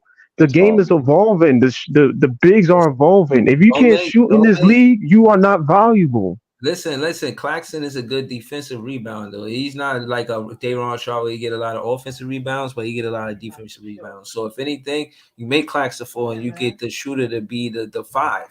You know what I mean? Opposed to making it Clax. Don't stress Clax doing 4. He just got an award for scoring close to the basket with field goal percentage the year before. I'm not taking him away from that. You're doing good at that. You're not doing good. You're the best in the league. I'm gonna continue feeding you the ball because you deserve the ball. You know how they say feed the big man. Feed the big man. He deserved the ball. That's because he was playing defense on the other side of the ball, bro. So hold on, while we still got Wally here, because I don't know, you know what I mean, how long she gonna be here. I wanted her to pull up, and we were waiting for her because I wanted to ask her about what Lou Will said. He said that realistically, the average career of an NBA player is 4 years, and they really got a budget. You know what I'm saying? And I was kind of waiting for Leaf. I kind of wanted to do a 1-2 with you and Leaf because of Kai Jones. And I was going to say that to say Kai Jones, he went over there, he started hooping with the Bahamas, and now the 76ers are looking his way. But Leaf was the entire season was saying he wanted Kai Jones to play for the team. So, you know, I was waiting for him, but, you know, we over an hour, and hopefully y'all hit that like button. Shout out to my guy, Leaf. Shout out to Wally. But how do you feel about what Lou Will said, Wally? How do you feel about players having to be financially smart? You know, they gotta be financially intelligent on how they handle their money, and the realistic side of basketball on a average NBA career is only 4 years. How you feel about that? I mean, well, because you got to take into account when you're young, right? And because at least I don't know if that's how NBA players are now. Because before you used to have basketball players who would be like grinding every day on the basketball court. They came from the hood. Now all you see is like a bunch of mixed babies and nepotism. You see like Steph Curry's father was in the league, so he passed down the torch to his son. So like some kids, if they're really from the streets, they never seen that kind of money before. So like they're gonna be wasteful with it, and get the new cars, get the watch, get That is true. for their friends and all those things. And then if you're not even a good enough basketball player and you're spending all your money like that, it's gonna be gone in the blink of an eye, right? But if you're financially stable and you're like, look, I don't have to have all the fancy stuff, I don't have to go to the finest restaurant, and I could just be chilling. Like, let's say somebody like Anthony Edwards, right? Yeah. So he can back it up. Anthony Edwards is a dog on the court. So if he wanted to spend his money just like he did when he gave that Instagram model $100K to abort his kid. Wow. He can do that because he backs it up on the court. But if you ask and you can't back it up on the court, you're better off keeping your money. Make sure you have an accountant. Make sure you have somebody looking after your finances, or else it's going to be gone before you even know it. Yeah, no, I agree with you. I feel like accountant is going to make sure you strategize your money over a course of 4 years. So you split that money into Wally's point. Can you bring that up again about how they get money based on date and percentage? Like they get 25% on this day and 25% on that day. I meant to clip that part, but that was really, really dope. Can you just for the audience that weren't here listening that day, can you explain that again? Yeah, it's usually because it's all based on contract and for the specific years that they stay with the team. So before I even got into like reading about contract and stuff, I thought like if a player got 200 million, that they were just getting that money on the spot. But no, it's over the course of the season. You get a specific percentage until your contract is up. That's usually right. Okay. Right. Jeff Teague. I don't think it was Jeff Teague. I think it was somebody, but they was talking about how you can go broke in the NBA quick if you're not right with your money. When you think about it, it's endorsements. Then you got to think about your man's back home. You got to hook them up with something. Then you got to hook up the family with something. Then you got to hook your mom up with that's like an a crib. ongoing theme. Like your dudes, that's your circle that's around you. And to our point earlier about the veterans being around you, helping you with that. Imagine your right. But Breezy, it's also not that. It's like accounting fees. You got to pay like accounting fees and stuff. Like certain people, you got to pay to make sure your money right too. Like LM, you can really go broke. Lil was saying that they got healthcare to pay for. That's not automatic in the NBA. Yeah, but you gotta look at it like this. How many? Like that. I don't know. I don't know if I'm speaking. I'm paraphrasing. How many first round picks don't stay in the NBA after 2 years? How many second round picks? Everybody get paid. They just get paid lower. The lower you get drafted, the less money you get. But how many of them don't even stay 3 years? You know what I'm saying? Like from that standpoint of getting drafted, you have to grind to stay in the NBA or they will push you out. So right there, you already, you know what I'm saying? If you not one of them guys, you already like, damn, let me put this money away.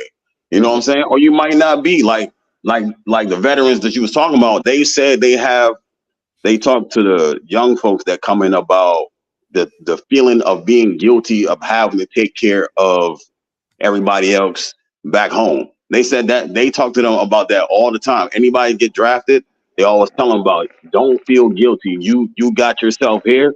Take care of yourself. You know what I'm saying? Take care of your mom and stuff like that. But everybody else, you got to basically cut them out because you're not them guys. You know what I'm saying? You're not You're not a fucking Karl Anthony Towns or you know what I'm saying, a Jason Tatum. You're at the bottom. So you basically, if you're not grinding and you're not one of them guys, you gotta keep your funds safe.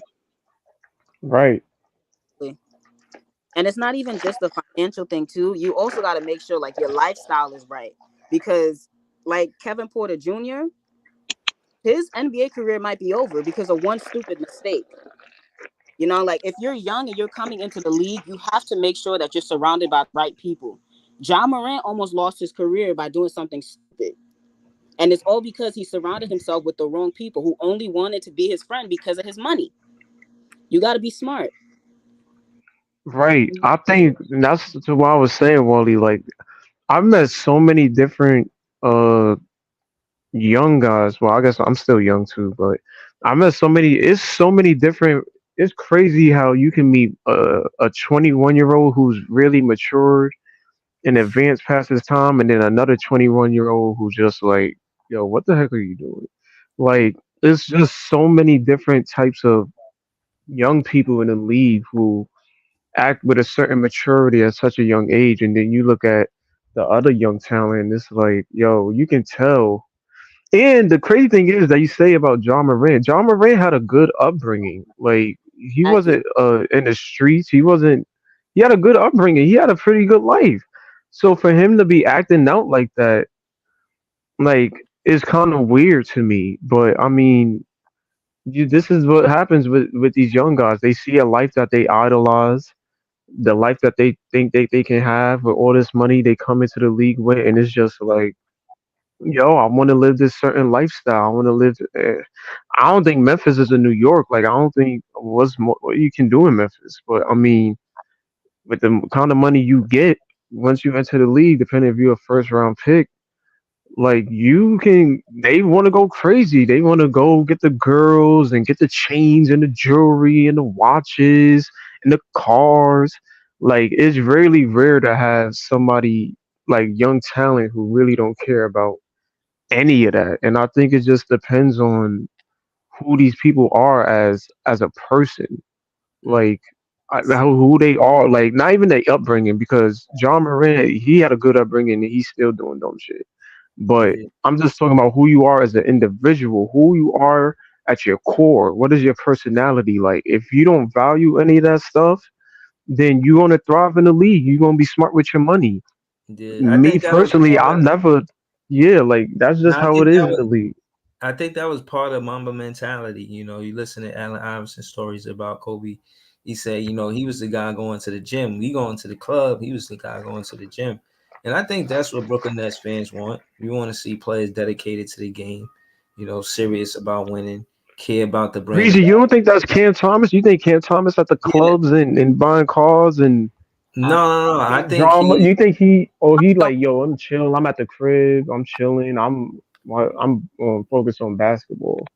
No. I think Cause he's a I haven't true. heard Cam Thomas in any news like that. Like he in scandals and baby mama drama. Like I don't get that from him. Nah, I feel like he's genuinely like an introverted kid. Like he just play ball, show up to play.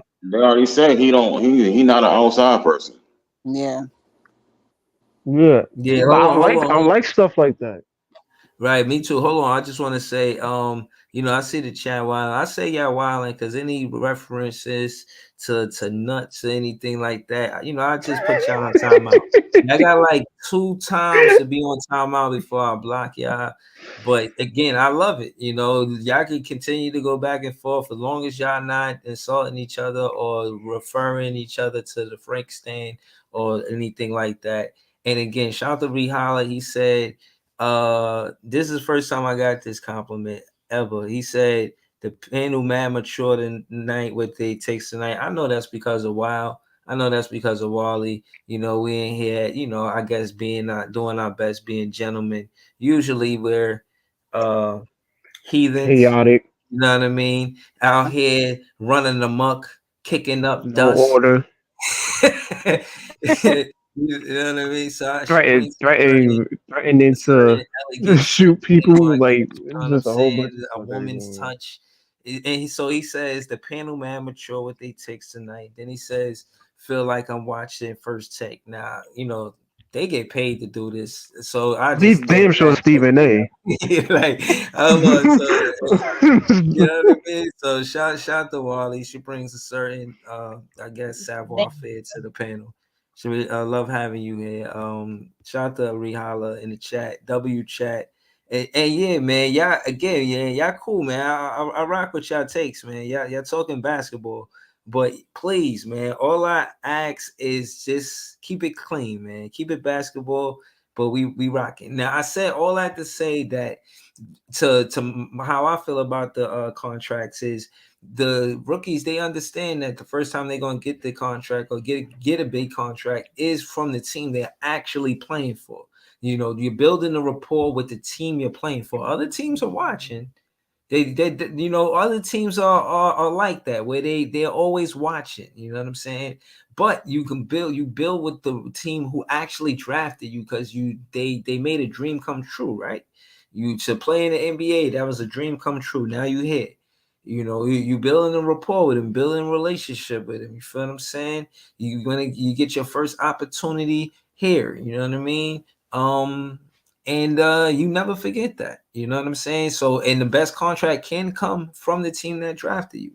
That being said, you want to do good business, but after that first contract, you looking for that big contract because, like Lou Will said, you know, they get, you know, 4 years, and that's not the best players in the league. This is just the average player in the league. 4 years. That's not a long time. You know what I'm saying? So they're going to try to get the bag. And some of them don't even care about playing professional. Some of them in the NBA, some of them care about playing professional basketball, where you get a Kai Jones who'll go to the Bahamas. Well, now, realistically, but he's playing basketball in the Bahamas. How bad do you think, how mad do you think he is? You feel what I'm saying? How mad is he really? You feel what I mean? Like, yeah, of course he probably want to play in the NBA, but it's the Bahamas, and you playing in the NBA. So they want to play professional more than they want to, you know what I mean? More than they're mad at the fact that they're not in the NBA. And players like Kai Jones, he's starting to get recognized. And you know, he might get a contract. You see a lot of players, they get chances because of 10-day contracts. You know, how many players came in the league and they was hooping because of their 10-day contracts, and like Jeremy Lin or something like that. You know what I'm saying? They get 10-day contracts and they hooping, and then they wind up getting a contract. You remember that guy? I think his name was Jonathan Isaac. He was hooping with the Spurs. He was like a walk-on. And yeah, I remember him. then he went to Orlando after that. Yeah, I remember him. I don't think it was Isaac. It was Jonathan something now. Because Jonathan Isaac is on Orlando, but I definitely remember him. He did his thing for that team, man, as a walk-on. In the tonal, he was balling out. But I think it's just like Fleet is a walk-on. Yeah. You know what I'm saying? There's players that's talented that they get these 10-day contracts and they get an opportunity to actually go out there and hoop. You know, these players, they want to play professional. You know, they got the big three happening. There's a lot of stuff happening. You know what I mean? But hold on. We are hour and 47 minutes in. I hope y'all hitting that like button. But yeah, man, you know, it is what it is. You know, even if y'all it was Jonathan Simmons watching, but y'all could hit the like button. I mean, it can't be that hard. It was Jonathan Simmons, Breezy. Oh, Jonathan Simmons, my fault. Yeah. Word. But all right, to the Charlotte game, man. Y'all think we win this game or am I button? I mean, I have no idea. I really don't, bro.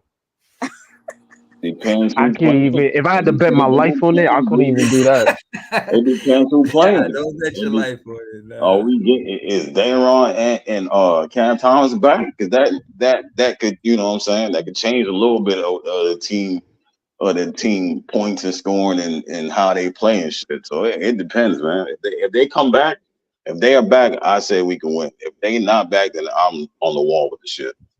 They were moved to questionable though, so I think they come back for Charlotte. I hope so, bro. We need everybody healthy, dog. It don't look like Atlanta losing anytime soon. It look like Chicago losing anytime soon. Like, we got to get some W's racked up. because at this point, I have no idea. I don't even know if I could call this a win, bro. Brandon Miller is more likely to go off. LaMelo more likely to do. Oh wait, I think LaMelo injured, but uh, that's a pretty good team. They got a pretty good, solid roster. I mean, I don't know. We gotta. Hopefully, that Detroit loss kind of put some fire in us to go out and get this W. But who's to who's to tell, They bro? better win At this this game, point. man. They gotta win this just cause, man. Yeah, seriously, bro. Like you gotta look around the room, like, yo, seriously. If you really, yo, bro, if you really Mikal Bridges' friend, you gotta be like, yo, bro, you was playing like trash, bro. Who telling him that though, Breezy? Like, no, seriously, like, yo, you my guy, and Wally can't come to every game, man. You gotta be able to play the same way you did when Wally came to the game, man. If you can't do that shit, man, I don't know, man. No, I think why not his? Why is Troy not You need to telling him that? pay for every ticket, man. You need to pay for every ticket, man, for real. I think Mikel comes out better than the Detroit game though. I think Yeah. he valuable to. I think he. The thing about Mikel is because I ain't gonna lie, he was getting mad smoke in the beginning of the season for me, but I think with Mikel, if when he gets back to like his role and we got a true number one on this team, I feel like we gonna like him a lot But more. no, but hold on, LM, to your point, right? And again, y'all all seen that interview, right? With him on with Josh Hart and JD. Hmm. They spoke on him being a 3 and D player like they frowned upon it. Like now that you're a scorer, you're not a 3 and D player, you stepped up. And it's not like Mikal Bridges took pride in a 3 and D player. He didn't stand on it. Like, yo, I like being a 3D player. I like doing that. I wanted to hear that. I miss the defensive side of the ball. I wanted to hear some of that. Stop letting everything control pace. Like you not staring nothing. Like you don't control nothing. You just try to flow with everything. This is not how the Eastern Conference is. This shit ain't finesse. You gotta move some things around. You gotta move some furniture or something. Know what I'm saying? Like, yo, man, this is Brooklyn.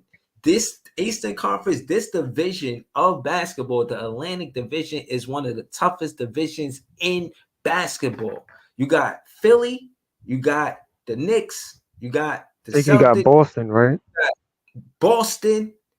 I mean, I said that. Yeah. But like, yo, you got these tough teams, man. These teams are going to the playoffs. You got to play tough, and it's a big division. You know what I'm saying? It's not like a team like it's like 4 out of 5 teams could go to the playoffs or to play in. Like, you listen, man. I just think I that's think necessary, and the only way they can do it is being realistic between Cam Thomas and Mikal Bridges. Y'all not a good duo in the starting lineup. One of y'all got to come off the bench. Mikal Bridges, you start. Johnson, you come off the bench. Respectfully. yeah.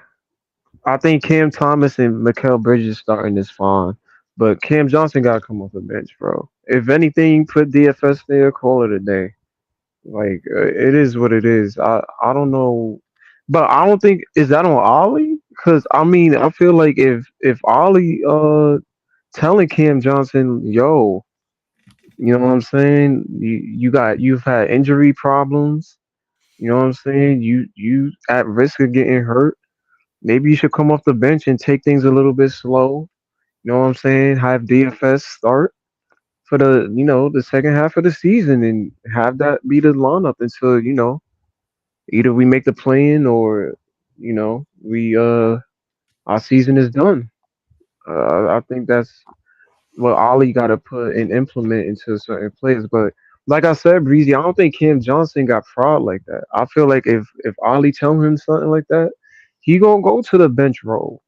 I think that's where he fit best. I mean, he wasn't. I don't know if he was starting in Phoenix, but um, I think he will take a bench role because that's where he fits. If he come off the bench, he can give us some scoring off the bench as well. So I mean, he not a creator like a Cam Thomas, but if he come off the bench, he can add. He's still a threat from the three. He can hit the mid range a little bit, but like I said, I think these players need to start embracing their roles. Like once McKellen gets like a true number one option or whatever, we gonna like him a lot more because we gonna see he probably. I think he take pride in the defense, man. I think he want to play defense. I just think that this system is tiring him out. Like if you notice the past 10 games, he's been shooting horrible. Like it's just I feel like he's tired. You know what I'm That's what I've saying? been Like telling y'all about the roster. The team is at a disadvantage that they got to work like triple time just just to stay in certain games. You know what I'm saying? Like I don't think yeah, people realize like he was talking about on that interview, like how tiring it is to try to work hard on offense, come back down the court, play defense, and you want him to play like you know what I'm saying. You want him to get on the best player at that too and score. It's tough. It's tough, and it is. then your defense is not playing quite together. So you working, everybody working hard. Right, like the Kobe's and the Jordans that can do that, like can play defense and get you a bucket at the same. Like I'll say those are the anomalies in itself. Like they just, I mean, you can count it to drive or willpower or whatever the case may be, but not a lot of people can do that, man. Like remember, these guys are running up the court full speed for like 12 minutes. Like it's a lot to go into it, bro. I'll be tired as hell. You know when you had to run suicides at the end of the game. I used to be tired doing that. So imagine doing that for 12 minutes. And you playing 43 minutes. They got him playing superstar minutes. Yeah. Like Yeah, no, he don't miss the game and he played more minutes than everybody. I just think that it's a stretch. Like it's not efficient. Like for instance, you know how they'll be like, oh, for instance, Lonnie Walker is a good example, perfect example. They said Lonnie Walker in the minutes that he played, which is 20 minutes or less, he averages the most points off the bench. You can't say the same minute per production for Mikal Bridges. You feel what I'm saying? And mm, it's not a knock on him. This is just me critiquing his game because of the obligation on offense that they gave him. I don't think that he should have it. I think he should put heavy emphasis on the defensive side of the ball. He could play make there, especially if he's the on-ball defender, which Rudy. On that top of the perimeter, I need to see him out there because if he on the wing, he could easily get back down. He's not one of the better rebounders, so you don't really want him at the small on that pick and roll. So Breezy was talking about earlier. That's who should be on the top of the perimeter on a pick and roll, Mikal or Clax. We got the personnel to switch for it not to be Cam Thomas. We just got to do a better job of making sure it's not Cam Thomas. No one Cam Thomas getting all the ball defending, not because his defense is terrible, or how y'all would say, but because he's the best scorer, and you know they're trying to go at him to get him in foul trouble. So you want to put Clax, DFS, or you know what I'm saying, Mikal Bridges on the top of the perimeter play defense, but I don't know, man. That's nah, I saw a clip that had me weak. Melo Ball, whoever else they got over there. Nah, the clip that had me dying. Wait, I think Mikal was guarding Cade, and Cade was smiling like, "Yo, this easy work." Went, pulled up, hit the three, just pure switch. I was weak, but No, I that's think like yeah, like there was a clip of like Kay Cunningham smiling when he saw Mikal. Like, yo, this is easy work.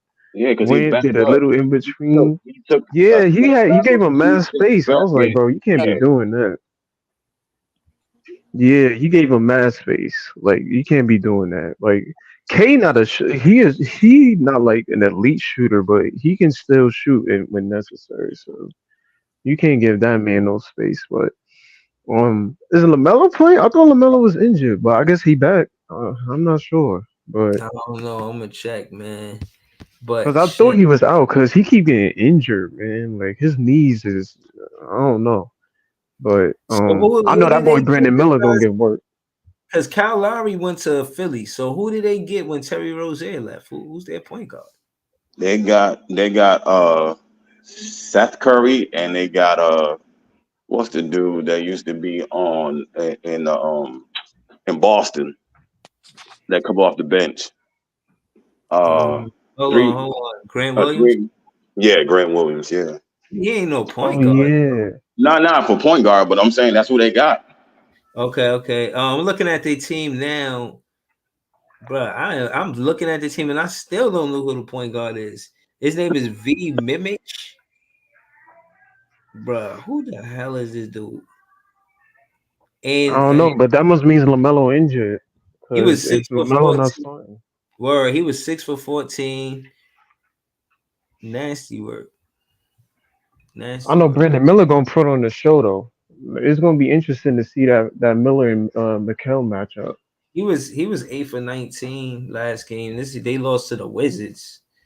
Like, come on, man. They just lost to the Wizards, bro. It's no way they gonna beat us. We just lost to Detroit. There's no way they gonna beat. There's no way we gonna beat them. No, Detroit a big team though, bro. They big. No, we gotta win. I think the only big Charlotte got is Mark Williams and other homeboy Nick Richards. Yeah, but I mean, other than that, they tall, like they 7-footers, but they not like threats. Like they probably the rebounding Day I really hope plays because Mark Williams is actually a really good rebounder, so Claxton gonna need some help. I don't know. Williams not in the lineup.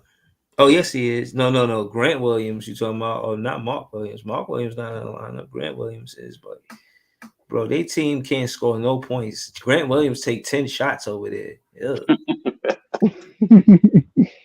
Fucking Burton's take 14 shots. Nah, but bro, Brandon Miller on that team, he gonna be a dog for them. Like he give me like Paul George vibes. Like I feel like he gonna be.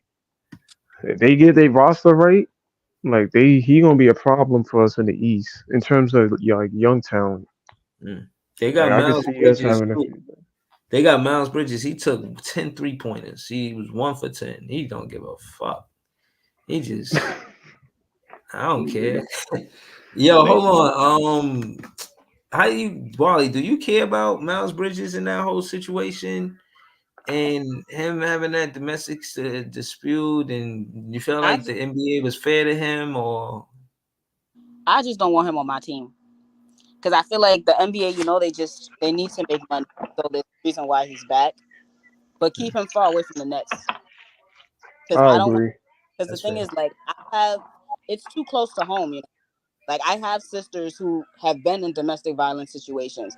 I don't want to look at a man who can willingly put his hands on a woman and have to root for him for playing on my favorite team. Nah, I'm not with that.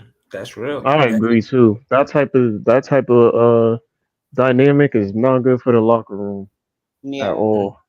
Yeah, no, it's a bad look, a media look. You know the NBA. I mean the New York media. You know how they do. And you can't even try to make that like a reverse success story. Like that's always going to be in your head. Period. No, and not only that. A women, because of the liberty, right? Now they make up some of the fan base. It's not like 100% at these games. You know, women attend to the games. And on that note, Wally, do you watch the WNBA? Yes, I do. Okay. I'm a Liberty way. All right, that's what's up. Real quick, while I got you here, I wanted to ask you, how do you feel about that 3-point contest with Ionescu and Curry? I actually loved it. Did you hear that it was the most? I think it was the most watched activity during the All-Star weekend. Yeah, I was. Yeah, everything else was doodle, man. Yeah, no, I ain't gonna. I was with it. I wanted to see that too. I actually did watch that. I thought the dunk contest was better than the dunk contest. I was more excited to see that. Sabrina did more than like I knew she was gonna put on the show, but she really put on the show. Like that was really good. I'm not even gonna hold you. I feel like in the All-Star game, actually, the real All-Star game is supposed to be the biggest attraction. But second, and the close second, was the dunk contest for years. The 3-point contest never was like the number one, but to this year with Curry and Ionescu, it might have been up there. You might have probably enjoyed the 3-point contest more than the All-Star game or the dunk contest. That's kind of fair, and that's because of UNESCO. That was Right, huge. because the 3-point contest, it was like three people tied. Then it was like Cat going crazy. Like it was mad exciting. The dunk contest, like Jalen Brown stunk it up. Like it was just embarrassing. I mean, Mac McClung, Mac McClung, he did his thing, but I mean, Jacob Tobin, I think it was Obi Topin's brother. Like he didn't even make it to the last round. Like it Yeah, was just all over the place. Like how you like you dunking Jalen is just crazy. You dunking over Kai Cenat. Why is he sitting down, bro? Kai's like yeah, 5'2". Like, uh, come on, bro. I It's just just a whole. It was just whack. yeah. I It liked was. Inflamed on Twitter. That was the most entertaining part about the dunk contest. Right. Yeah. No, hold Like on. the All Star game just lost its shine too. They don't play defense no more. Like it's just Yeah, everybody but 200. Yeah, Yeah. Like it was terrible. It was terrible. have we I ever want had an All Star game in Brooklyn? no, no, not yet. well, like we had an All-Star weekend in New York, but the All-Star game was in MSG. It wasn't at Barclays. If Mm, it was at Brooklyn, I'd have been there some type of way. Trust me. Yeah. yeah. Fact. Hold on. While we still got Wally here, I want to ask you, Wally. Hmm. Shout out to Wow again. Subscribe to her Twitter, man. The content is dope. Sure. How do you feel that 3-point contest helps Ionescu in her career? Helps the Liberty? It's like a 3-part question. How has it helped Ionescu in her career going into next season and the Liberty? That was the first part, and the second part, how do you think that helps the NBA? I mean the WNBA, excuse me. So Ionescu was already popping, right? And the Liberty just made it to the semifinals, right? And they almost won a chip for New York City. Even this Right. year, they just released like a waiting list for WNBA tickets at the Barclays. That has never happened before in WNBA history. So I think that 3-point contest was huge for the WNBA because even the Liberty versus the Aces, it was supposed to be the main event, right? They had like what 900,000 viewers, which was the most viewers for a WNBA game in like forever, you know? Nice. So That's like I feel like it benefits both the W and the NBA because people were already comparing Sabrina Ionescu to Steph Curry. And now they're talking about next year they want to bring in even more women, who shoot the three and who play just like NBA players, so And hold on. So hold on. And I'm picking up what you putting down. Mhm. So I heard this somewhere too. I also want to see the skills challenge shared between um NBA and WNBA players. I think that would be dope. That'd be fun. The skill challenge, not the actual all-star game, not a game, not an exhibition, but the skill challenge. Because Yeah, they're not gonna do a dunk contest between this them. is Yeah. becoming a thing, where an ongoing theme that if you want to see basketball played the right way, watch women's basketball. How do you feel about that quote, Wally? I'm not the first one to say it, probably won't be the last. Uh, I Because mean, of the athleticism that men have that can, you know, probably give them the advantage opposed to maybe you see how Kyrie maybe be able to split a double team but he's an elite basketball player. You feel what I mean? But right. just the fundamentals, they're saying that watch college women basketball or watch women basketball in general. How you feel about that? Is it a stretch or how you feel? Well, I do think it's kind of a stretch because like there's a lot of different factors because the WNBA ball is smaller as compared to the NBA game, and then if we want to talk about the hoop, with the WNBA hoop it's a lot shorter compared to the oh wait no they use the same, is it the same height? Well, what's Yeah, I the same? think it's the same. I think it's the same height. it's the same. Yeah, that's why you don't really see WNBA players dunking or anything. So like I mean I don't really have a comment on this without it sounding misogynistic either way. So you know. Okay, no, that's fair. But you know what it is, Breezy. I think with the Caitlin Clark height, they gonna find a way to put more. I think WNBA NBA crossovers into All Star Weekend. Caitlin Clark is definitely gonna be at All Star Weekend next year for sure. For sure, for sure. They're gonna find a way to implement her into All Star Weekend, whether it's a shooting contest or whatever the case may be. They gonna find a way, but I think that's what they really working on, trying to close the gap between uh both of the leagues. So It's so weird though. I've never seen like not a W player, but like a woman in college having this much clout.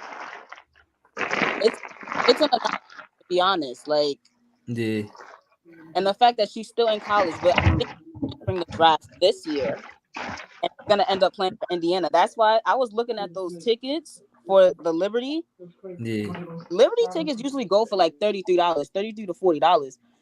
The Liberty versus Indiana is going for $135 right now. Wow. I was like, Hold on. I just want to give a shout out to my guy, Trey Special. That's my guy for real.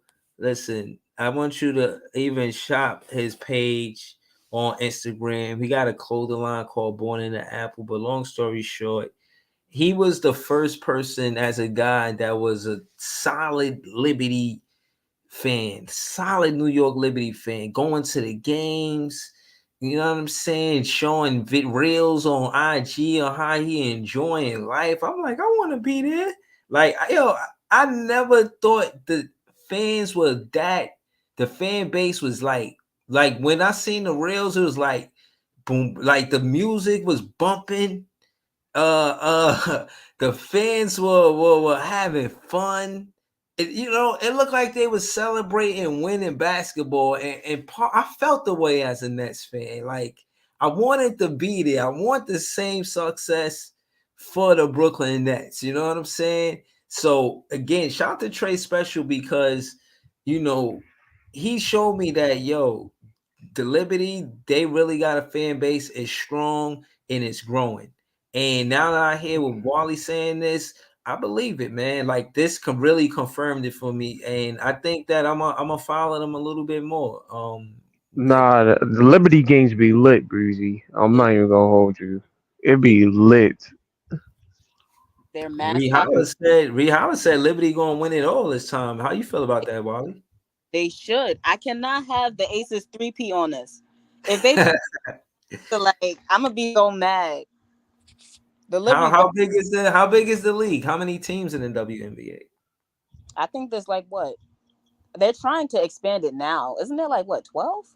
12. I was thinking 12. 10 or 12 or something like that.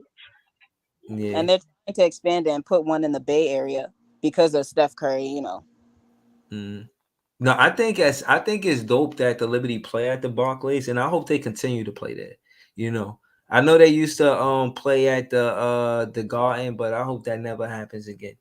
I hope from now on we represent that brand of basketball where it's about basketball opposed to just the Brooklyn Nets. I like the fact that they share the gym with the Liberty. I like the fact that the New York Liberty could call the Barclays home. I think that's what's up. You know what I'm saying? Yeah, their games is fire. Like Brianna Stewart and Sabrina, like they be balling out, man.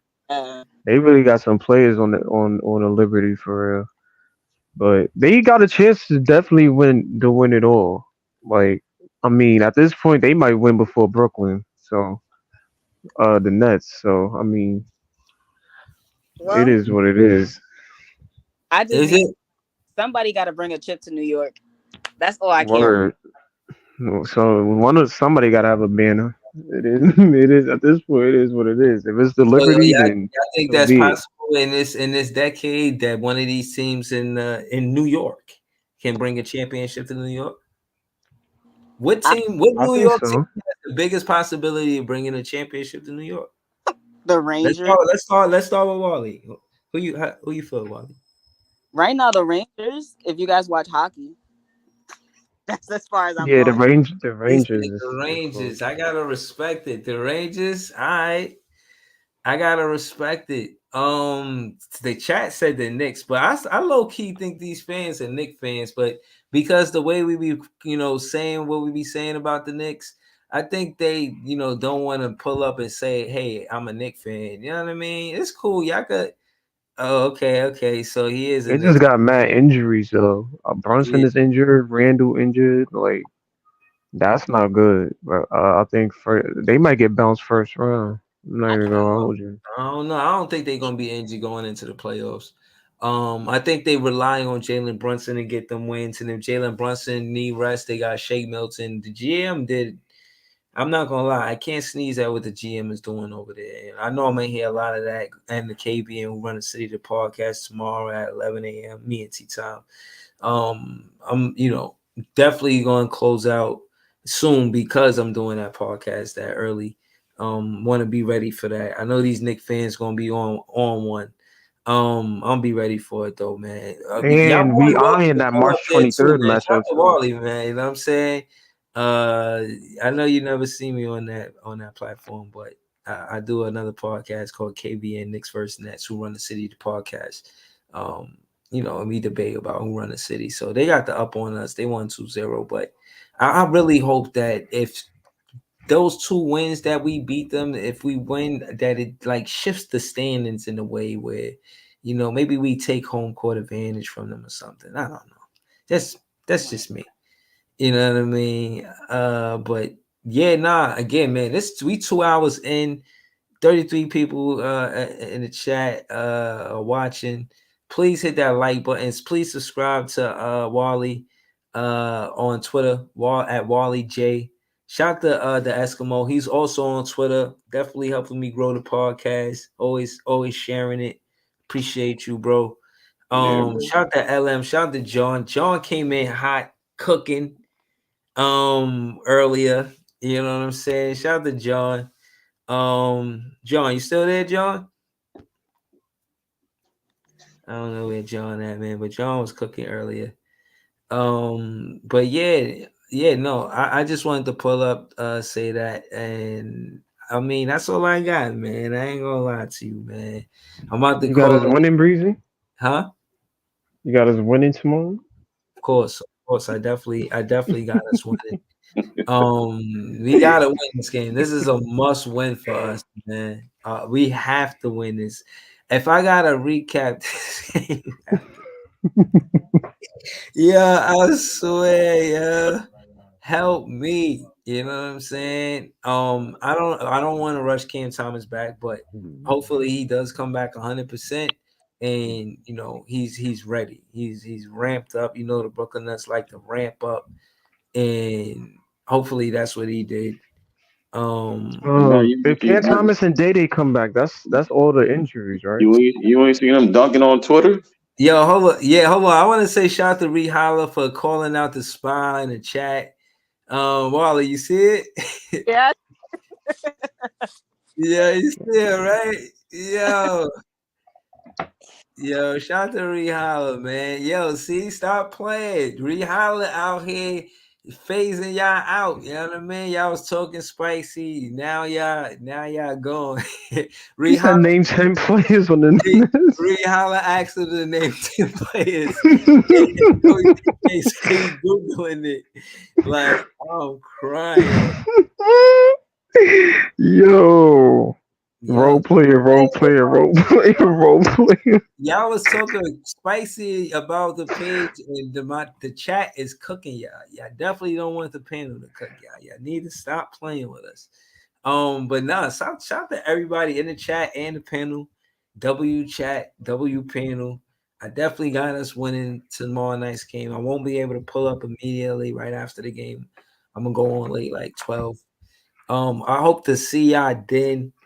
And I appreciate y'all, man. Shout out to everybody that pulled up. And this was dope, man. No, seriously, I never got that compliment said that we like first take. I gotta credit Wow for that.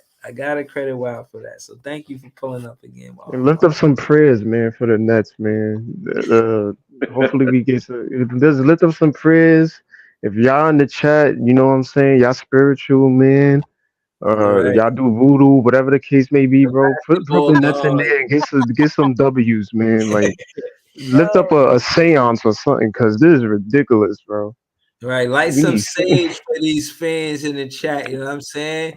I'm gonna put some sage in the chat. You know what I mean? Get these fans toxic energy out there. You know what I mean?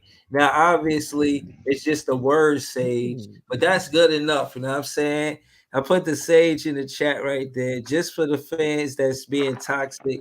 The Nets fans is gonna get this win. And yeah, man, we got some Nets fan sage going on. I mean, appreciate y'all, man. Have a good night, y'all. Peace. Have a good night. Good night, y'all. Oh, what a move by Sharpe. Counted and a foul.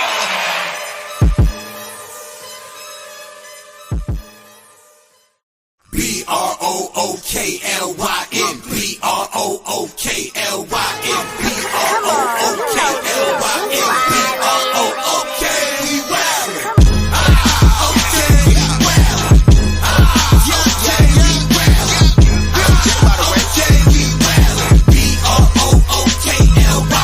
Back in the day, J Kid was the man, boy. Put the team on his back like a transport. Ben 10 with the dribble drive handoff. Pick and roll, full contact. This is the man sport. County and Kings, really the Kingsborough. You know Crown Heights, so you know that sound right. Brooklyn Bridges, DFS defending. The Brooklyn Block Party, clacks and double digits. Got the Barclays clicking, the whole block is with it. Left a lot on the table, now we coming to get it. The shook one's gone, we too Brooklyn strong. Can't stop, won't stop from the Brooklyn block. BROOKLYN.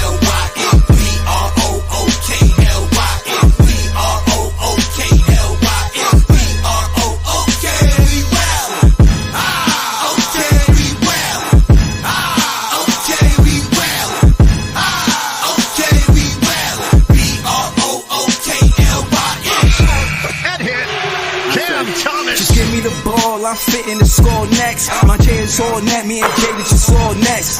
Getting back on defense, hit him with strong flex. I'm official like a ref, trying not to get attacked.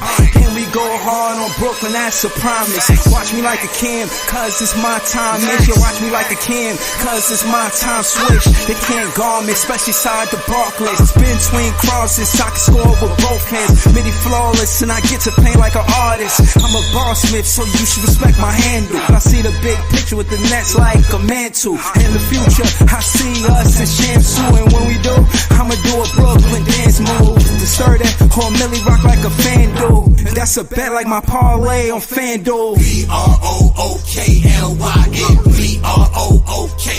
BROOKLYN.